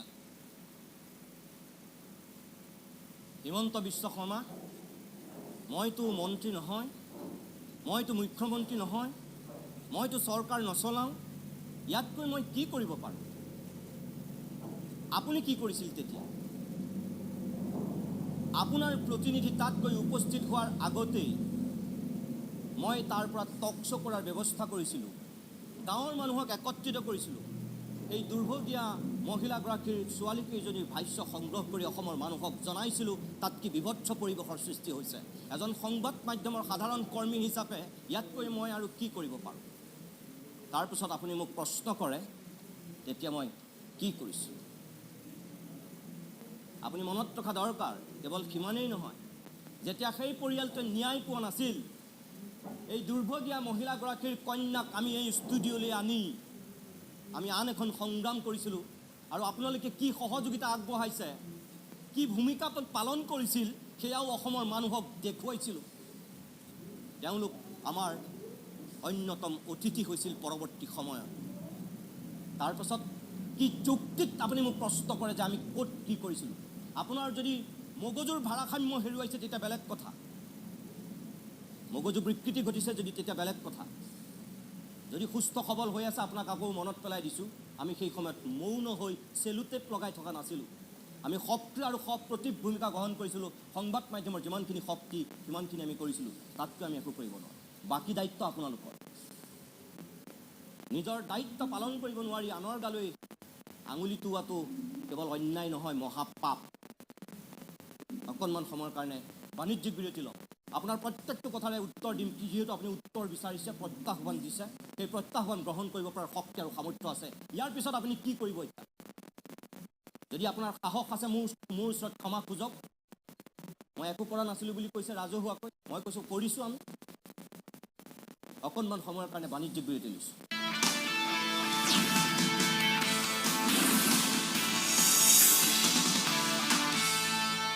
কিছু সময় বাণিজ্যিক বিৰতিৰ পিছত আমি উভতি আহিছোঁ অভিমতৰ পৰৱৰ্তী অংশলৈ। প্ৰিয় দৰ্শক, আজি ৰাজ্য চৰকাৰৰ মন্ত্ৰী হিমন্ত বিশ্ব শৰ্মাই ৰাজহুৱাকৈ তেওঁলোকৰ দলীয় সভাত আমাক যিহেতু কিছু প্ৰত্যাহ্বান জনাইছিল, আমাক প্ৰশ্ন উত্থাপন কৰিছিল, আৰু সেই প্ৰশ্নৰ উত্তৰ দিয়াৰ আমি চেষ্টা কৰিছোঁ। আৰু তেখেতৰ প্ৰত্যাহ্বান আমি গ্ৰহণ কৰিছোঁ এই মুহূৰ্তত অভিমতৰ মঞ্চত। এইবাৰ চাওক হিমন্ত বিশ্ব শৰ্মাৰ এই বক্তব্যটো। আজি মইনবাৰী সতৰ্কলৈ বিতৰ্ক কৰে, কাকলৈ বিতৰ্ক কৰা? মইনবাৰী সত্ৰত আগতে কি কৃষ্ণ মন্দিৰ নাছিল? কোনোবাই থিয় হৈ মোক কওক, তাতে শিৱ মন্দিৰ নাছিল? আজি ক'ত গ'ল সেই কৃষ্ণ মন্দিৰ? আজি ক'ত গ'ল সেই শিৱ মন্দিৰ? আৰু স্পষ্ট জবান চলাই যে বিদায় দিওঁতে কান্দি কান্দি বিদায় দিছে। আজি এই গাখীৰ খুওৱা আৰু আবৃত্তি কৰা মানুহসকলে মোক প্ৰশ্নৰ উত্তৰ দিয়ক। নগাঁও শ্ৰী কামপুৰ সত্ৰ, নগাঁও জিলালৈ পূৰ্ববংগীয় মুছলমানৰ প্ৰব্ৰজন আৰু সত্ৰভূমি বেদখলৰ যি ধাৰাবাহিকতা, ইয়াৰ কবলত নিশ্চিহ্ন পাই শ্ৰী কামপুৰ সত্ৰ। 297 বিঘা মাটি বাংলাদেশী মুছলমানে দখল কৰে। বৰ্তমানে বৰদোৱা সত্ৰৰ পৰা 2 কিলোমিটাৰ উত্তৰে অৱস্থিত এই সত্ৰৰ মাথো বৰ্তমান নামটোহে আছে। ক'ত গাখীৰ খোৱা আৰু আবৃত্তি কৰা মানুহবিলাকে এয়া সঁচা হয়নে নহয়? সেয়া সঁচা হয়নে নহয় আপুনি আমাক প্ৰশ্ন কৰিছে। মই আপোনাক কওঁ, সেয়া সঁচাও হ'ব পাৰে, সেয়া মিছাও হ'ব পাৰে। যদি মই আপোনাৰ কথা মানি লওঁ, সঁচা বুলিয়ে মই যদি কওঁ, হয় একাংশ সত্ৰত বেদখল হৈছে, কোনোবাই হয়তো মাটি অধিগ্ৰহণ কৰিছে, কিন্তু এতিয়া মই আপোনাক প্ৰশ্ন কৰিম, সেই বেদখল হোৱা সত্ৰবিলাক হঠাৎ আপুনি বিজেপিলৈ অহাৰ পিছত জন্ম হোৱা নাই। সেই সত্ৰবিলাকৰ কাৰোবাৰ 100 বছৰ হৈছে, কাৰোবাৰ 80 বছৰ হৈছে, কাৰোবাৰ 150 বছৰ হৈছে, কাৰোবাৰ 50 বছৰ হৈছে। মুঠৰ ওপৰত আপুনি ৰাজনীতি যিমান কৰিছে তাতকৈ সেই সত্ৰবিলাকৰ বয়স বহুত বেছি। হয়তো আপোনাৰ বয়সতকৈও সেই সত্ৰবিলাকৰ বয়স বেছি। আপুনি কংগ্ৰেছত মন্ত্ৰী হৈ আছিলে, কি কৰিছিল আপুনি তেতিয়া? আপোনাৰ ভূমিকা কি আছিল? আপুনি মন্ত্ৰী হৈ থাকোঁতে, আপুনি তৰুণ গগৈতকৈ আপুনি ছুপাৰ CM হৈ থাকোঁতে আপুনি এই সত্ৰবিলাক দেখা নাছিল নে? আপুনি মোহৰ চশমা পিন্ধি তেতিয়া ঘূৰি ফুৰিছিল, নেদেখিছিল এই সত্ৰবিলাক? ক'ত গৈছিল তেতিয়া আপোনাৰ এই হিন্দু প্ৰেম? এতিয়া আপুনি আমাক প্ৰশ্ন কৰে, হয় মই স্বীকাৰ কৰোঁ কোনোবা সত্ৰৰ মাটি, কোনোবা সত্ৰৰ ভূমি কোনোবাই হয়তো দখল কৰিছে। সেই দখল কৰা মানুহবিলাকক উচ্ছেদ কৰাৰ দায়িত্ব মোৰ নে আপোনাৰ? কাৰ দায়িত্ব? আমি যিমানবিলাক দখল হৈছে, প্ৰিয় দৰ্শক, আপোনালোকে নিশ্চয় যিসকলে টেলিভিশ্যন চাই, আমাৰ প্ৰতিদিন টাইম চাই, আপোনালোকে গম পায় যে সত্ৰৰ ভূমি বেদখল হ'লেই আমি বাতৰি কৰোঁ, য'ত যিমান খবৰ পাওঁ আমি সবিস্তাৰে কৰোঁ, লাইভ টেলিকাষ্ট কৰোঁ। তাৰপিছত আমি কি কৰিম? কাৰোবাক গৈ বেটেৰে কোবাই কোবাই তাৰ পৰা আঁতৰাম? সেই দায়িত্ব কি সংবাদ মাধ্যমৰ, মোৰ, সম্পাদকৰ? কিমান সস্তীয়া, কিমান মিথ্যাচাৰৰ আশ্ৰয় ল'লে মানুহে এনেকুৱা কথা ক'ব পাৰে? মানুহক বিপথে পৰিচালিত কৰিবলৈ কেনেধৰণৰ নিকৃষ্ট পন্থা ল'ব পাৰে? মই বিনয়েৰে কওঁ, আপুনি কোৱা কথাখিনি সঁচা। বহুত সত্ৰত হয়তো বেদখল হৈছে, কিন্তু মৈনবৰী সত্ৰৰ পৰা ধৰি একাংশ সত্ৰক যি ধৰণে আপুনি আজিৰ প্ৰেক্ষাপটত আপুনি উজ্বলাই তুলিব বিচাৰিছে, এইটোতো সঁচা। বহুত নদীৰ খহনীয়াত জাহ যোৱাৰ কাৰণেই সেই সত্ৰ স্থানান্তৰিত হ'বলগীয়া হৈছে, এইটোতো আপুনি মিছা বুলি ক'ব নোৱাৰে। আৰু আজি আপুনি হঠাৎ এই মুছলমান বিৰোধী যিটো স্থিতি লৈছে, কি মুছলমান মানেই সকলো বাংলাদেশী নেকি? মই আপোনাক প্ৰশ্ন কৰিছোঁ, এই প্ৰশ্নৰ উত্তৰ দিয়ক আপুনি মোক। মুছলমান মানেই বাংলাদেশী নেকি? আপুনি যি 1.5 কোটি বাংলাদেশৰ মুছলমানে ৰাজ্যখন ভৰি পৰাৰ কথা কৈছে, এইখন ৰাজ্যত থকা 45 লাখ খিলঞ্জীয়া মুছলমানো কি আপোনাৰ কাৰণে বাংলাদেশী হৈ গ'ল নেকি? আপুনি উত্তৰ দিয়ক। বিগত পঞ্চায়ত নিৰ্বাচনত চৰ অঞ্চলত কিয় মিয়াক আপোনালোকে প্ৰাৰ্থিত্ব দিছিল? আপুনি উত্তৰ দিয়ক। কিয় মিয়াক প্ৰাৰ্থিত্ব দিছিল চৰ অঞ্চলত? সংখ্যালঘু মৰ্চাৰ সভাপতিগৰাকী, অধ্যক্ষগৰাকী কিয় আপোনালোকৰ বংগমূলীয়? আপুনি উত্তৰ দিয়ক। এই যে আপুনি এতিয়া বংগমূলীয় বাংলাদেশীৰ ভোটক লৈ আপুনি ইমান আতংকিত, তেনেহ'লে আপোনাৰ কি যুক্তিত আপুনি সংখ্যালঘু মৰ্চাৰ সভাপতিগৰাকীক বংগমূলীয় নেতাক বহুৱাই থৈছে? দিয়ক, উত্তৰ দিয়ক আপুনি। আৰু মনত ৰাখিব, আপোনাৰ এইখন মুখেৰেই মুছলমান সন্দৰ্ভত কি কথা ওলাই থৈছিল অসমৰ মানুহে পাহৰা নাই। আপুনি হয়তো পাহৰিছে, আৰু আপুনি পাহৰিছে কাৰণে আপোনাক এই মুহূৰ্তত মই এবাৰ দেখুৱাই দিব বিচাৰোঁ, আপোনাৰ এই 2 ওঁঠ, এই জিভা, এই মুখেদি আপোনাৰ কি অমৃতবাণী ওলাইছিল এটা সময়ত। শুনক এবাৰ আপুনি নিজেই। পানীৰ পাইপেদি পানী চলে, গুজৰাটৰ পানীৰ পাইপেদি মুছলমানৰ তেজ চলে, সেইটো বেলেগ কথা। সেইটো যদি আপুনি কয় মই আপোনাক মানি ল'ব পাৰোঁ। এয়া আছিল আপোনাৰ মুখেৰে ওলোৱা অমৃতবাণী। আৰু এই বাণী শুনি আজি যাৰ ভৰিত ধৰি আপুনি শৰণাপন্ন হৈছে, যাৰ আশীৰ্বাদ নহ'লে আপোনাৰ জীৱন নচলে, 1 মিনিটলৈও হয়তো আপুনি বিজেপিত নীতিকিব, তেনে নেতাৰ বক্তব্যও আপোনাক এই মুহূৰ্তত মই দেখুৱাই দিওঁ। চাওক এবাৰ। सरकार के एक मंत्री ने कहा कि गुजरात में पानी ले जाने के लिए जो पाइप लगी हुई है, उसमें पानी नहीं बहता, बल्कि उसमें लोगों का खून बह रहा है। ऐसे गंभीर आरोप लगाए जाते हैं। हमारी डिक्शनरी में ऐसे शब्द नहीं। এতিয়া আপুনি কি ক'ব? মই এতিয়া আপোনাক প্ৰত্যাহ্বান জনাইছোঁ, এই প্ৰত্যাহ্বান গ্ৰহণ কৰি আপুনি কওক, কি উত্তৰ দিব আপুনি? আপোনাৰ সেই উত্তৰলৈ মই বাট চাম। আপুনি মোক প্ৰশ্ন কৰিছিল, মই তাৰ উত্তৰ দিছোঁ। এই প্ৰত্যাহ্বান আপুনি গ্ৰহণ কৰক এতিয়া। প্ৰিয় দৰ্শক, চাওক এইবাৰ আন এটা প্ৰসংগ। মই আবৃত্তিকাৰী বন্ধুজনক মই আহ্বান জনাম যাই না যমুনামুখৰ চহৰৰ মাজত সোমাই গৈ তেওঁলোকে আমাৰ অসমীয়া মানুহৰ জাক লৈ আন্দোলন কৰি আছে তেওঁলোকৰ বিষয়ে খবৰ লোৱা তেওঁলোকৰ মনৰ কথা খবৰ লোৱা তাৰ পিছত আহি কবা যে অসমীয়াই আজি সিদ্ধান্ত ল'ব পাৰে নে নাই নাগৰিকত্ব আইন হ'ব লাগে নে নাই তাৰ সিদ্ধান্ত লোৱাৰ অধিকাৰ অসমীয়া মানুহে কেতিয়াবাই হেৰাই দিছে আজি আমি কাৰ তলত আছো অসম বিধানসভাৰ ৩৭খন আসন গ'ল আৰু যদি এই আইন নাহে আৰু ১৮খন আসন যাব কোনো মানুহ অহাৰ কথা নাই এই মানুহ সন্মানৰ যুগ অসমৰ বুদ্ধিজীৱীক তোমালোকে যেনে তেনে হাত কৰিলা যেনে তেনে তোমালোকে গাখীৰ খোৱা আবৃত্তিকাৰ বহুত বনাই পেলালা তোমালোক এতিয়া নিৰাপদ হৈ গলা তোমালোকৰ প্ৰশ্ন আৰু কোনেও নকৰে বাঘবৰ জনিয়াৰ পৰা টুইটাৰত মানুহে কয় যে সৰ্বানন্দ সোণোৱালে জাতি বিক্ৰী কৰি দিলে আৰু আমাৰ গাখীৰ খোৱা আবৃত্তি কৰা মানুহে এইটো এতিয়া অসমৰ পৰিৱেশ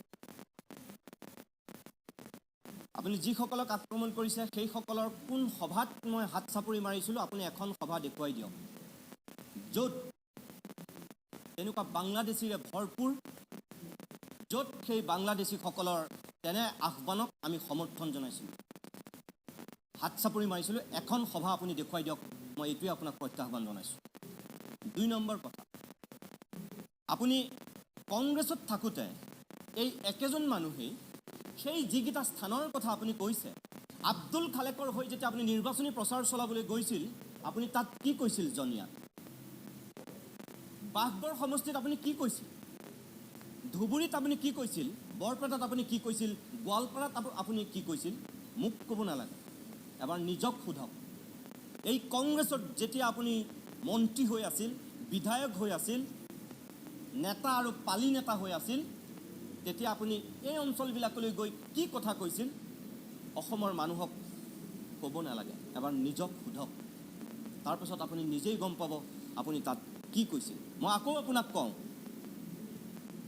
যে ৩৭খন আসন ইতিমধ্যেই বাংলাদেশীৰ হাতলৈ গুচি গ'ল বুলি আপুনি কৈছে আৰু ১৮খন যাব তাৰ মানে অসম বিধানসভালৈ যিমানবিলাক মুছলমান বিধায়ক নিৰ্বাচিত হৈছে কি সকলো বাংলাদেশী কোন কাহানিবাৰ পৰা এতিয়ালৈকে অসম বিধানসভালৈ যিমানখিনি মুছলমান বিধায়ক নিৰ্বাচিত হৈছে ২৯ জনতকৈ অধিক বিধায়ক আজিকোপতি নিৰ্বাচিত হোৱা নাই এইবাৰো ২৯ জন ক্ৰছ কৰা নাই কোন কাহানিবাই কিন্তু কেতিয়াবা মুছলমান জনসংখ্যাৰ কম থাকোঁতেও অসম বিধানসভালৈ ২৮ জন ২৯ জন বিধায়ক নিৰ্বাচিত হৈছে আপুনি মোতকৈ বেছি ভালকৈ জানে আৰু আজিৰ দিনত আপুনি আৰু ১৮টা সমষ্টি যাব আপুনি ভয় দেখুৱাইছে আজমলৰ মুখ আজমলৰ ছবি কৈ মানুহক আপুনি আতংকিত কৰি এই নিকৃষ্ট ৰাজনীতি আৰু কিমান দিন কৰিব আপুনি স্পষ্ট কৰক এই ৩৭খন আসন ইতিমধ্যেই সকলো বাংলাদেশীৰ হাতলৈ আপুনি গৈছে বুলি কৈছে মই আপোনাক প্ৰত্যাহ্বান জনাইছোঁ এই ৩৭খন আসন বাংলাদেশীৰ হাতলৈ যোৱা মানে কি সকলো মানুহ বাংলাদেশী নেকি আৰু আপোনাৰ কথাই মই কৈছোঁ যদি সঁচাকৈ এই ৩৭খন আসনত বাংলাদেশী আছে চৰকাৰত কোন বহি আছে কেন্দ্ৰত আৰু ৰাজ্যত কোন আছে কিয় বাংলাদেশী খেদাৰ ব্যৱস্থা নকৰি আপুনি বাংলাদেশী বহুৱাৰ ব্যৱস্থা কৰিছে আমিতো হিন্দু মুছলমান ভাগ বিচৰা নাই কোনোবা বাংলাদেশী তেওঁ হিন্দু হওক তেওঁ মুছলমান হওক আপুনি বিচাৰিছে সেই শ্ৰেণী বিভাজন আৰু যদি বাংলাদেশী আছে খেদক আপোনাক আমি বাধা দিছোঁ নেকি বাংলাদেশীক খেদিবলৈ আপোনাক নিতুমণি শইকীয়াই কোনদিনাখন বাধা দিছে কওক আপুনি মিছা কথা কৈ মানুহক এনেই উত্তেজিত কৰি আবুল তাবুল বকি সকলো সময়তে সকলো মানুহক মুখ্য সজাবলৈ চেষ্টা নকৰিব নেভাবিব যে সকলো মানুহ আপোনাৰ নিচিনা ধুৰন্ধৰ আৰু চালাক ভুল কথা তাৰপিছত এইটো প্ৰসংগ মই উত্থাপন কৰিছোঁ চাওক আপুনি কি কৈছে মানুহে কয় ত্ৰিপুৰা হ'ব নিদিওঁ আৰে আবৃত্তি কৰা বন্ধু তোমাৰ সম্পাদকো ২১ চনত তুমি নোহোৱা হৈ যাবা কোনোবা বাঘবৰ জনিয়াৰ মানুহে তাত সম্পাদক হ'ব তুমি আৰু সম্পাদক হৈ থাকিব নোৱাৰা 21 চনত মই সম্পাদক হৈ থাকিব নোৱাৰোঁ, বাঘবৰ জনিয়াৰ মানুহ সম্পাদক হ'ব। বাঘবৰ জনিয়াৰ প্ৰত্যেকজন মানুহেই কি বাংলাদেশী? মই আপোনাক প্ৰত্যাহ্বান জনাইছোঁ। বাঘবৰ জনিয়াৰ প্ৰত্যেকজন মানুহ বাংলাদেশী বুলি আপুনি প্ৰমাণ কৰক। আৰু মই কৈছোঁ বাঘবৰ জনিয়াৰ প্ৰত্যেকজন মানুহ বাংলাদেশী নহয়।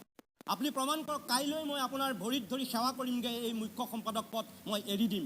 জনিয়া আৰু বাঘবৰৰ প্ৰত্যেকজন নাগৰিক যদি আপুনি বাংলাদেশী বুলি প্ৰমাণ কৰিব পাৰে, তেনেহ'লে মই কাইলৈ আপোনাৰ ভৰিত ধৰিমগৈ, মুখ্য সম্পাদকৰ পদ ত্যাগ কৰিম। মই আপোনাক মুকলি প্ৰত্যাহ্বান জনাইছোঁ।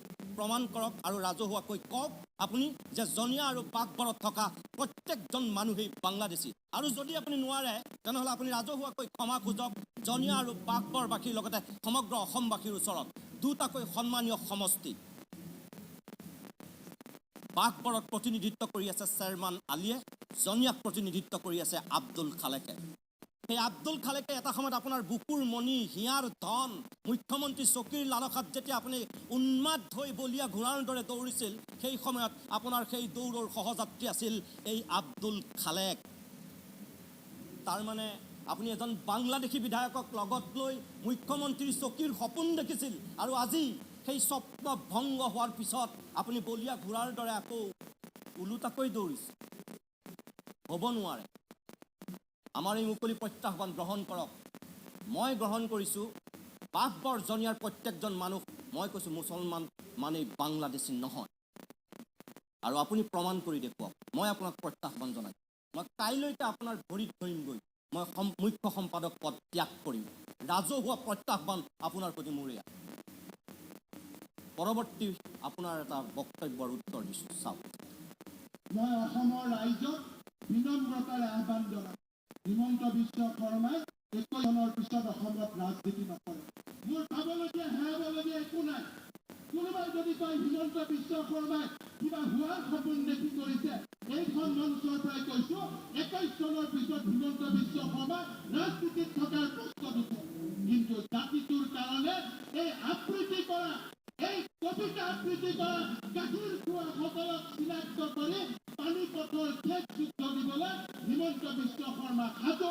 যাৰ কাৰণে যদি জীৱনো বলিদান দিব লাগে, সেই জীৱন বলিদানৰ বাবে মই সাজু। কোনোবা আপোনাৰ দলীয় সমৰ্থকে এই কথা শুনি হাত চাপৰি মাৰিব পাৰে, কিন্তু আমি নোৱাৰোঁ। আপোনাৰ মুখৰ কথাৰ কি ভেলু আছে, ইয়াৰ আগতে আমি দেখি থৈছোঁ। দুটা উদাহৰণ দিলে আপোনাৰ যথেষ্ট হ'ব। কিৰিপ চলিহা যদি মংগলদৈ সমষ্টিৰ পৰা আপুনি জিকাব নোৱাৰে, তেনেহ'লে আপুনি ৰাজনীতি বাদ দিম বুলি কৈছিল। কিন্তু কিৰিপ চলিহা হাৰিল, ৰমেন ডেকা জিকিল, আৰু আজিও আপুনি ৰাজনীতিয়ে কৰি আছে, মন্ত্ৰী হৈ আছে। কিয়? আপুনিতো ৰাজহুৱাকৈ কৈছিল। কিয় বাদ নিদিলে ৰাজনীতি?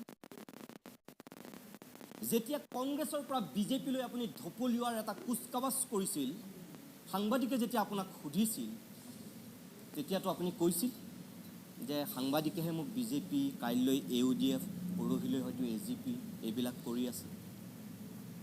কিন্তু তাৰপিছত আপুনি বিজেপিলৈতো আহিল সংবাদ মাধ্যমে কোৱাৰ দৰে। আপোনাৰ মুখৰ কথাৰ কি ভেলু আছে? আজি আপুনি এনেকৈ কৈছে। নৰেন্দ্ৰ মোদীক জোতা আৰু চেণ্ডেলেৰে ঠেলাৱালা, ৰিক্সাৱালাই চৰিয়াব বুলি কৈছিল। আজি সেই নৰেন্দ্ৰ মোদীৰ ভৰি নুচুলে আপোনাৰ জীৱন বৃথা। গুজৰাটত মুছলমানৰ তেজ ওলাই পানীৰ পাইপেৰে, ইয়াত পানী ওলাই, তাত মুছলমানৰ তেজ ওলায়। আজি আপুনি কাৰ শৰণাপন্ন, কাৰ ভৰি চুই জীৱন ধন্য হৈ আছে? মোক ক'ব নালাগে, নিজক সোধক এবাৰ।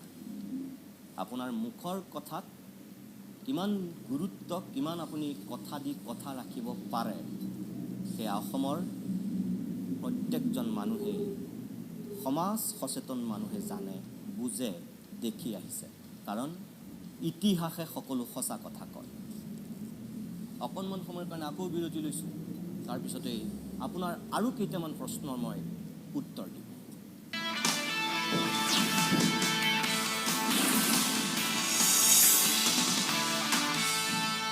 কিছু সময় বাণিজ্যিক বিৰতিৰ পিছত আমি উভতি আহিছোঁ আজিৰ অভিমতৰ শেষ অংশলৈ। প্ৰিয় দৰ্শক, আজি ৰাজহুৱাকৈ যিহেতু মন্ত্ৰী হিমন্ত বিশ্ব শৰ্মাই আমাক প্ৰত্যাহ্বান জনাইছিল আৰু কিছু প্ৰশ্নৰ অৱতাৰণা কৰি উত্তৰ বিচাৰিছিল, হিমন্ত বিশ্ব শৰ্মাৰ সেই প্ৰত্যাহ্বান গ্ৰহণ কৰি আমি তেখেতে উত্থাপন কৰা সেই প্ৰশ্নসমূহৰ উত্তৰ দিয়াৰ চেষ্টা কৰিছোঁ অভিমতৰ মঞ্চত। প্ৰিয় দৰ্শক, যিমানখিনি কথা আমি হিমন্ত বিশ্ব শৰ্মাই আজিৰ দিনটোত উত্থাপন কৰিছিল আমাক লৈ, সেই প্ৰশ্নখিনিৰহে উত্তৰ দিয়াৰ আমি চেষ্টা কৰিছোঁ। এইবাৰ চাওক আৰু তেওঁ কি কৈছিল। যিদিনাখন অসমৰ আলফাই বাংলাদেশত ঘাটি পাতিছিল, তেওঁলোকেও সেইদিনাখনো আলফাক বিৰোধিতা কৰিব সাহস কৰিব পৰা নাছিল। আৰু সেইকাৰণে মই গাখীৰ খোৱা আবৃত্তি কৰা মানুহবিলাকক কওঁ, সৰু সুৰা মানুহৰ লগত যুক্তি তৰ্ক নকৰিব।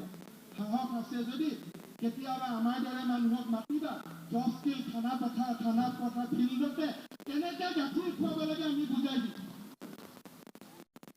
কেনেকে আবৃত্তি কৰিব লাগে বুজাই দিম। জজ ফিল্ড বা খানাপাৰাৰ ফিল্ডত গৈ আপুনি আমাক আবৃত্তি শিকাব নালাগে। আমাৰো সেইখিনি শক্তি আৰু সামৰ্থ্য আছে।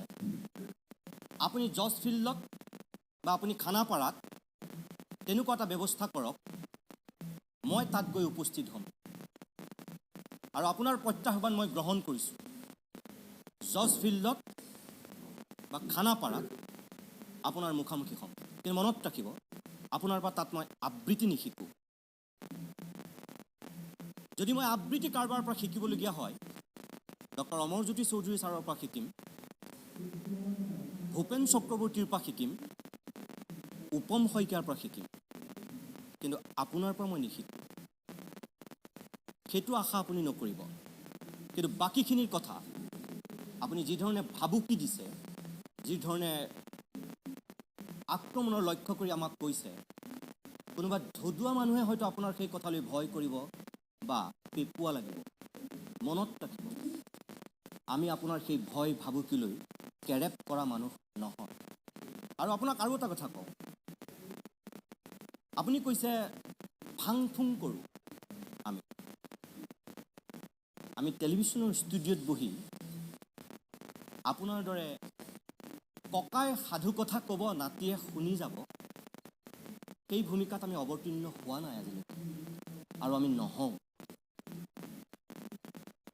সাধু শুনিবলৈ অসমত বহুত মানুহ আছে, সেই সকলোকে আপুনি সাধু শুনাওক, আমি নহয়। প্ৰিয় দৰ্শক, ইয়াৰ পিছত তেওঁ যিটো কথা কৈছে সেই কথাটো চাওক। এইবিলাক কি টিভিৰ ষ্টুডিঅ'ত বহি ভাং ফুং কাম কৰি থাকে? তিনিটা মানুহে কলা পতকা দেখায়, 20টামান কেমেৰামেন পিছে পিছে দৌৰি থাকে। এনেকুৱা দুখ লাগে সাংবাদিক কেইজনক দেখি। 3জন সাংবাদিকৰ লগত 3জন কেমেৰামেনেই থাকে। 3জন সাংবাদিকৰ লগত কেতিয়াও 20জন কেমেৰামেন নাথাকে। আপুনি নিজেই টিভি চেনেলৰ মালিক, আপোনাৰ সেইখিনি জ্ঞান আছে, আপোনাক নতুনকৈ কোৱাৰ কোনো দৰকাৰ নাই। যদি 3জন সাংবাদিকৰ লগত 20জন কেমেৰামেন পঠিওৱাৰ আপুনি এটা প্ৰক্ৰিয়া আৰম্ভ কৰিছিল ক'ৰবাত, আমি নাজানো। কিন্তু আমি কাৰোবাক যেতিয়া বাতৰি সংগ্ৰহৰ বাবে পঠিয়াওঁ, এজন সাংবাদিকৰ লগত এজন কেমেৰামেনেই যায়। আৰু মই জনাত অসমত 7টাৰ ওপৰত নিউজ চেনেল চাগে নাই য'ত 20টা কেমেৰামেন এই ক'লা পতাকাৰ পিছে পিছে দৌৰিব। আৰু আপুনি যে সৰু কথা এটাকে ৰহণ দি কিমান ডাঙৰ কৰে, কিমান বোকাত মিছা কথা কয়, আপুনি যে অনবৰতে মিছা কথাৰ ভঁৰাল, আপোনাৰ প্ৰত্যেকটো কথাই প্ৰমাণ কৰে, এই বাক্যটোও প্ৰমাণ কৰিছে। য'ত 3জন সাংবাদিকৰ লগত আপুনি 20জন কেমেৰামেন দেখিছে, কাৰণ আপোনাৰ মিথ্যাচাৰেই আপোনাৰ যিহেতু একমাত্ৰ মাধ্যম, গতিকে আপুনি সেই কথাখিনি কোৱাটো তেনেই স্বাভাৱিক। গতিকে মই আপোনাক কওঁ যে য'ত ঘটনা ঘটিছে আমি ইয়াৰ পৰা পঠিওৱা নাই, সেই স্থানতেই সাংবাদিকে সংগ্ৰহ কৰিছে। আপুনি নিজেও খবৰ লওক, ক'লা পতাকা কাক কাক দেখুৱাইছে, কিয় এই পৰিৱেশটোলৈ আহিল। আপুনি নিজেই কৈছে, আপুনি নিজ মুখেৰে কৈছে যে আজি যদি আপোনাৰ ছিকিউৰিটি নাথাকে আপোনাক হয়তো মানুহে পিটিব। কিয়? আপুনিতো জননেতা, এই অৱস্থা আপোনাৰ কিয়?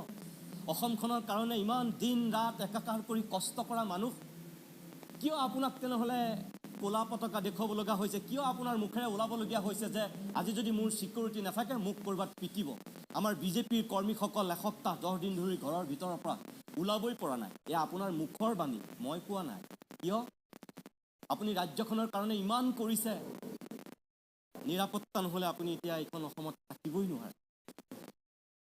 নিজক সোধক আপুনি কি কৈছে। যি উদাত্ত কণ্ঠৰে আপুনি আক্ৰমণ কৰিছে মই আপোনাক নাই কোৱা। মই খুব ভদ্ৰ ভাষাৰে এই কথাখিনি আপোনাক কৈছোঁ। এবাৰ নিজক সোধক। প্ৰিয় দৰ্শক, তাৰ পিছৰ অংশটো মই আপোনাক দেখুৱাওঁ তেওঁ কি কৈছে আমাক। যদি ইমানে আবৃত্তি কৰে, গান গোৱাৰ চখ আছে, জুবিন গাৰ্গৰ পৰা ট্ৰেইনিং লৈ বিহুৰ মঞ্চত গান গা, বিহুৰ মঞ্চত গোৱা।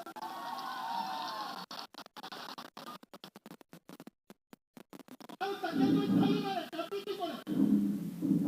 বাবা, তুমি যিমান আবৃত্তি কৰা তাতকৈ বহুত ভাল আবৃত্তি কৰা বিজেপি দিয়া বহুত হাজাৰ হাজাৰ কাৰ্যকৰ্তা। ডক্টৰ শৰ্মা ডাঙৰীয়া, আমি ক'তো কোৱা নাই আপুনি যি ধৰণে আপুনিয়েই শ্ৰেষ্ঠ বুলি ভাবে, আমি ক'তো কোৱা নাই যে আমিয়েই শ্ৰেষ্ঠ। মোতকৈ কোটি কোটি গুণে থাকিব পাৰে কাৰোবাৰ প্ৰতিভা, হয়তো বিজেপিত আপুনি কোৱাৰ দৰে আছে। মই ক'ত ক'লোঁ নাই বুলি? মই ক'লোঁ ক'ত যে মোতকৈ আপোনালোকৰ বিজেপি দলত শ্ৰেষ্ঠ আবৃত্তিকাৰ নাই? ক'ত ক'লোঁ মই? আমি তেনেই সামান্য, মই একো আবৃত্তিয়েই নকওঁ, কবিতা এটা পালে মই পঢ়োঁ। আৰু আপুনি কৈছে আপোনালোকৰ তাত অজস্ৰ আছে। আছে, মইতো নাই বুলি কোৱা নাই। কি যুক্তিত আপুনি এই কথাটো কৈছে? হাত চাপৰিৰ আশাত মিছা কথা কৈ কৈ গোটেই জীৱনটো ধন্য কৰিলে কাৰণে শেষত আমি এটা কবিতা অন্তৰৰ পৰা আবৃত্তি কৰিছোঁ, তাতো আপোনাৰ আপত্তি নে? আপোনাৰ নিচিনা মহা শক্তিশালী, এই সকলো ফালৰ পৰা ধনৱান বাহুবলী এই মানুহজনক এটা আবৃত্তিয়ে ক'ৰবাত ভয় খুৱাইছে? কাৰণ জ্যোতিপ্ৰসাদে কৈছিল ঠিকেই বহুত বছৰৰ আগতে, সাৱধান সাৱধান, সুবিধাবাদীৰ দল, তোৰ মিছা হ'ব কৌশল। মই গাইছিলোঁহে, লিখিছিল জ্যোতিপ্ৰসাদে, লাগি গ'ল আপোনাৰ গাত। ডক্টৰ শৰ্মা, জ্যোতিপ্ৰসাদ আৰু বিষ্ণুৰাভা অসমীয়া সমাজ জীৱনৰ নমস্য দেৱসদৃশ ব্যক্তি। তেখেতৰ কলমেৰে ওলোৱা কবিতাহে মই গাইছিলোঁ, মই লিখা নাছিলোঁ। সেইটোও আপুনি মন কৰি কথাখিনি কি আছিল, কাক লৈ কৈছিল, কিয় কৈছিল। হয়তো আপোনাৰ সেই কথাখিনিয়ে গাত লগাৰ কাৰণে আজি আপুনি আবৃত্তিক লৈ ইমান সৰব হৈছে। প্ৰিয় দৰ্শক, মই শেষৰটো তেখেতৰ বক্তব্য আমাক উদ্দেশ্যি কৰা আপোনালোকক দেখুৱাব বিচাৰোঁ। নৰেন্দ্ৰ মোদী ডাঙৰীয়াই উত্তৰ পূবত অভিলেখ সংখ্যক ভোটত বিজেপিৰ জয়ত ধ্বজা উত্তৰ পূৰ্বত উৰিব। কোনোবা যদি আবৃত্তি কৰা মানুহ আছে, গাখীৰ খোৱা মানুহ আছে, তেওঁলোকক মই এই মঞ্চৰ পৰা প্ৰত্যাহ্বান দিছোঁ, ৰাখিব পাৰে যদি চাই ল'ব, ৰাখিব পাৰে, চাই ল'ব, ৰাখিব পাৰে যদি। ডক্টৰ শৰ্মা ডাঙৰীয়া, আপুনি ভুল কৰিলে তাতেই। আপুনি এই প্ৰত্যাহ্বানটো জনাব লাগিছিল কংগ্ৰেছক, এই প্ৰত্যাহ্বান জনাব লাগিছিল অসম গণ পৰিষদক। আপুনি জনালে এজন আবৃত্তিকাৰক। আপোনাৰ নিচিনা ইমান ডক্টৰেট ডিগ্ৰী থকা ৰাজনীতিবিদৰ এইখিনিও সামান্য জ্ঞান নাইনে যে মই আপোনাক কেনেকৈ নিৰ্বাচনত পৰাস্ত কৰিম? মইতো কোনো দল নহয়, মইতো কোনো প্ৰাৰ্থী নহয় যে মই সমুখ সমৰত আপোনাৰ লগত নিৰ্বাচনত নামিম।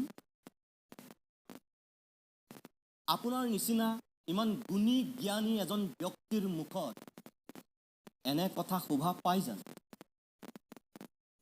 আপুনি মনত ৰাখিব, মই এজন মাত্ৰ নিমিত্ত সামান্য ধূলিকণা। নিতুমণি শইকীয়া এটা ৰাজনৈতিক দল নহয়, কোনো ৰাজনৈতিক দলৰ নেতা নহয়। অসমৰ হাজাৰজন লাখজন সাধাৰণ জনতাৰ দৰে ময়ো এজন।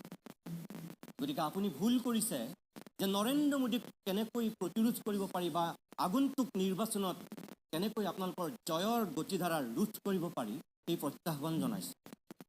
দুখিত যদি মই আপোনাৰ দৰে সক্ৰিয় ৰাজনীতিত থাকিলোহেঁতেন মই মুকলিকৈ কৈছোঁ আপোনাৰ সেই প্ৰত্যাহ্বান মই গ্ৰহণ কৰিলোহেঁতেন, কিন্তু মই সক্ৰিয় ৰাজনীতিত নাই। মই এটা টেলিভিশ্যন চেনেলৰ সামান্য এজন সংবাদকৰ্মী, গতিকে মই মোৰ ভূমিকা পালন কৰিছোঁ। কিন্তু আপোনাক মই মনত পেলাই দিওঁ, নিমখ ঘাৰাম মানুহবিলাকে কিছুমান কথা মনত পেলোৱা দৰকাৰ, খাই পাত ফলা মানুহবিলাকে কিছুমান কথা মনত পেলোৱা দৰকাৰ। বিগত নিৰ্বাচনত এই বিজেপি দলৰ হৈ বিজেপি চৰকাৰক লৈ যিসকলে আশাবাদী এটা মন লৈ পেলাই কিছু কাম কাজ কৰিছিল, সেই দুৰ্ভগীয়াসকলৰ ভিতৰত আমিও অন্যতম আছোঁ। য'ত 42জন বুদ্ধিজীৱী সমাজ নাগৰিক ডক্টৰ হীৰেণ গোহাঁই ছাৰকে ধৰি একাংশ ব্যক্তিৰ লগত আমি এককভাৱে যুদ্ধ কৰিছিলোঁ। এটাই স্বাৰ্থ যে কংগ্ৰেছৰ ভ্ৰষ্টাচাৰ, কংগ্ৰেছৰ দুৰ্নীতি, কংগ্ৰেছৰ সেই জঘন্য শাসন ব্যৱস্থাৰ যদি অৱসান ঘটি ৰাজ্যখনলৈ কোনোবাই সুশাসন সঁচাকৈ আনে, তেনেহ'লে সেয়া ৰাজ্যখনৰ মংগলৰ কাৰণে আমি কিছু কৰাটো দৰকাৰ। আৰু সেই ভাবিয়েই আমি সেই সময়ত ডক্টৰ হীৰেণ গোহাঁই ছাৰকে ধৰি একাংশ মানুহৰ স্থিতিৰ মুকলি বিৰোধিতা কৰিছিলোঁ এই ষ্টুডিঅ'ৰ মজিয়াত।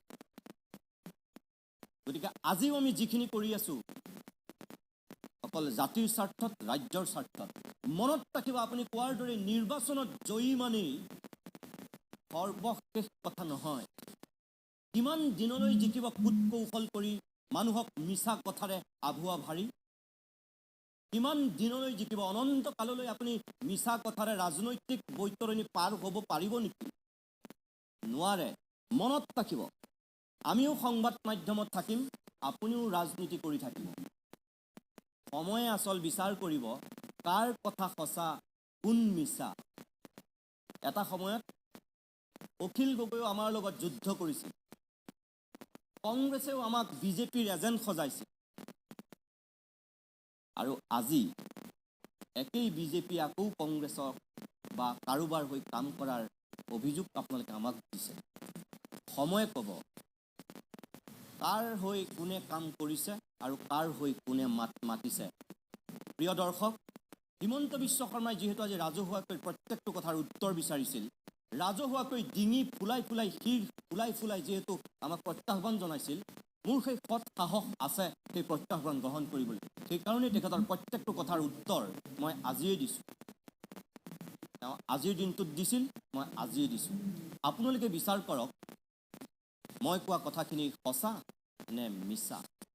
শেষত মই এটা কথাই ক'ম, হিমন্ত বিশ্ব শৰ্মা আৰু সৰ্বানন্দ সোণোৱাল, ৰঞ্জিত দাস, আপোনালোক তিনিওজনলৈ মোৰ প্ৰশ্ন। যিটো স্থিতি মই আজিৰ দিনত লৈ আছোঁ, বেলেগ কাৰণ একো নাই। সহজ ভাষাত মই আপোনালোকক কওঁ যে নিৰ্বাচনৰ পূৰ্বে নৰেন্দ্ৰ মোদী আহি কৈছিল যে তালি টোপোলা বান্ধি বিদেশী ইয়াৰ পৰা যাব লাগিব, সাজু হওক। কিন্তু সেই নৰেন্দ্ৰ মোদী চৰকাৰৰ শেষৰ সময়খিনি তেতিয়া বিজেপিক বিদেশীক বৰপীৰা পাৰি দিয়াৰ এটা প্ৰক্ৰিয়া চলিছে। মোৰ দৃষ্টিত ভুল। বিদেশী না তেওঁ মুছলমান না তেওঁ হিন্দু। মোৰ দৃষ্টিত বিদেশী। গতিকে মই তাৰ বিৰোধিতা কৰিছোঁ। কাৰণ আপোনালোকে বিদেশীক খেদাৰ কথা কৈছিল আৰু এতিয়া বিদেশীক বৰপীৰা পাৰি দিয়াৰ কথা কৈছিল।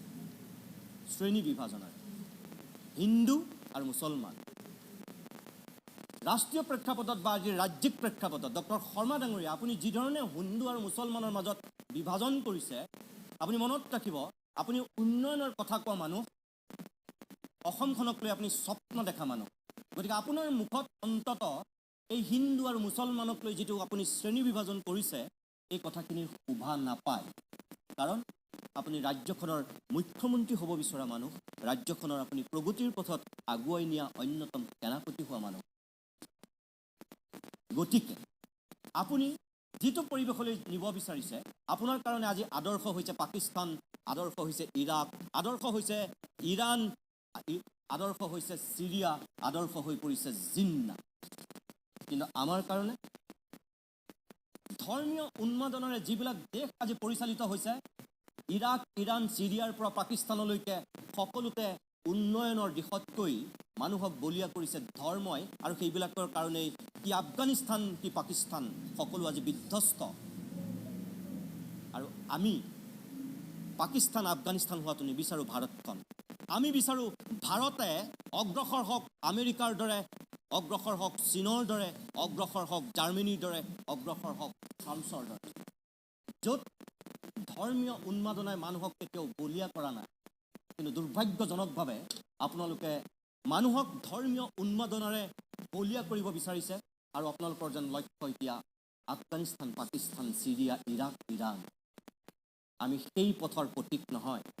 শেষত এটাই আপোনালোকক কম, অসমৰ মানুহে আৱেগিকভাৱে আন্দোলন কৰিছে।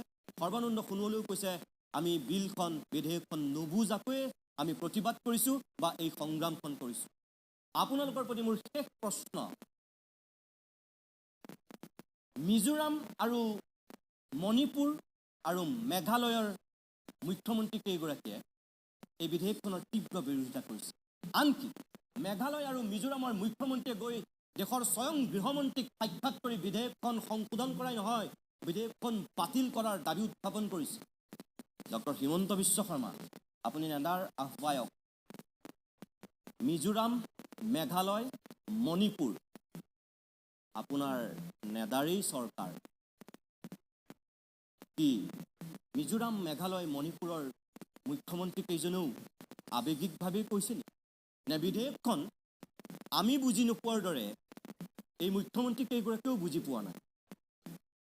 আপুনি কি ক'ব?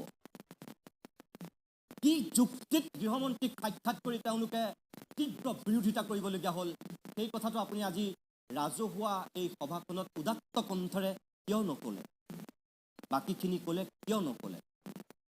আৰু শেষত আপোনাক এটা কথা মনত পেলাই দিওঁ, শৰাইঘাটৰ ৰণৰ কথা কৈ কৈ আপুনি বিগত নিৰ্বাচনত নিৰ্বাচনী বৈতৰণি পাৰ হ'ল, শাসনৰ বাকজৰীত বহিল, আৰু এইবাৰ আপোনাৰ মুখত ওলাইছে পানীপথৰ যুদ্ধৰ কথা।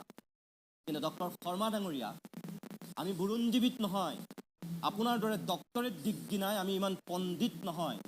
কিন্তু আপোনাক মনত পেলাই দিওঁ, পানীপথৰ যুদ্ধ কিন্তু কোনো হিন্দু আৰু মুছলমানৰ নাছিল। পানীপথৰ যুদ্ধ আছিল মুছলমানে মুছলমানৰ বিৰুদ্ধে কৰা যুদ্ধ। যদি আপোনাৰ বুৰঞ্জীৰ জ্ঞান নাই, এবাৰ ইতিহাস অধ্যয়ন কৰি ৰাজহুৱা জেগাত তেনেকৈ বক্তব্য দিয়ক। মনত পেলাই দিছোঁ আপোনাক মই, পানীপথৰ যুদ্ধ কোনো হিন্দু আৰু মুছলমানৰ যুদ্ধ নাছিল। সেই যুদ্ধ আছিল মুছলমানে মুছলমানৰ বিৰুদ্ধে কৰা যুদ্ধ। মনত ৰাখক আপুনি। বুৰঞ্জী বিকৃত কৰাৰ চেষ্টা নকৰিব। ইয়াৰ পূৰ্বেও আপুনি বুৰঞ্জী বিকৃত কৰাৰ চেষ্টা কৰিছিল অসমৰ প্ৰেক্ষাপটত, আৰু এইবাৰ শৰাইঘাট চিটিকি পৰিছে, মুখত ওলাইছে পানীপথ। পানীপথ 1526 চনৰ পানীপথৰ যুদ্ধ কাৰ কাৰ মাজত হৈছিল এবাৰ অধ্যয়ন কৰি আপুনি মানুহক আৱেগিক কৰক। প্ৰিয় দৰ্শক, ইমান সময় আমি আজি হিমন্ত বিশ্ব শৰ্মাৰ সেই ৰাজহুৱা প্ৰত্যাহ্বান গ্ৰহণ কৰি যিখিনি তেখেতে প্ৰশ্ন উত্থাপন কৰিছিল, সেই কথাখিনিৰ আমি উত্তৰ দিয়াৰ চেষ্টা কৰিছোঁ। আকৌ কৈছোঁ প্ৰিয় দৰ্শক, যিটো স্থিতি আমি লৈছোঁ অকল অসম আৰু অসমীয়া জাতিৰ ভৱিষ্যতৰ স্বাৰ্থত আমি লৈছোঁ। ইয়াত কোনো হিমন্ত বিশ্ব শৰ্মা, ইয়াত কোনো ৰঞ্জিত দাস, ইয়াত কোনো সৰ্বানন্দ সোণোৱালৰ লগত ব্যক্তিগত শত্ৰুতা নাই। গোটেই সমাজ, গোটেই বুদ্ধিজীৱী, গোটেই অসমৰ সাংবাদিক মহল যিটো আন্দোলনত জড়িত হৈছে, আমিও সামান্য এজন কৰ্মী হিচাপে জড়িত হৈছোঁ। 48 জন মানুহে লতাশিলৰ পথাৰত কালিৰ দিনটোত বক্তব্য ৰাখিছিল, কিন্তু হিমন্ত বিশ্ব শৰ্মাৰ কেৱল আক্ৰমণৰ লক্ষ্য হ'লোঁ সেই 48 জনৰ ভিতৰত কেৱল আমি এটা আবৃত্তি কৰিছিলোঁ, আমি কেইটামান কথা কৈছিলোঁ, আৰু সেই কথাখিনিয়ে হয়তো হিমন্ত বিশ্ব শৰ্মাৰ মন আৰু মগজুক চাগে আজিৰ দিনটোতো সুস্থিৰে ৰখা নাই, যাৰ কাৰণে তেখেতে আমাক আক্ৰমণৰ লক্ষ্য কৰি লৈছে। ডক্টৰ শৰ্মা ডাঙৰীয়া, আপোনাকো কওঁ, কোনো ব্যক্তিগত শত্ৰুতা নাই। যিখিনি কথা কোৱা হৈছে সম্পূৰ্ণৰূপে অসম আৰু অসমীয়াৰ স্বাৰ্থত কৈছোঁ। ইয়াত কোনো মোৰ নিজস্ব লাভালাভ নাই। আৰু যিমানেই আপুনি মোক ভাবুকি নিদিয়ক, যিমানেই আপুনি ইটিকিং নকৰক, যিমানেই তাচ্ছিল্য নকৰক, যিমানেই আপুনি শিৰ ফুলাই, বুকু ফুলাই, ডিঙি ফুলাই আপুনি উদাত্ত কণ্ঠৰে আমাক আক্ৰমণ নকৰক কিয়, সেই ভয় ভীতিলৈ মই কুণ্ঠাবোধ নকৰোঁ।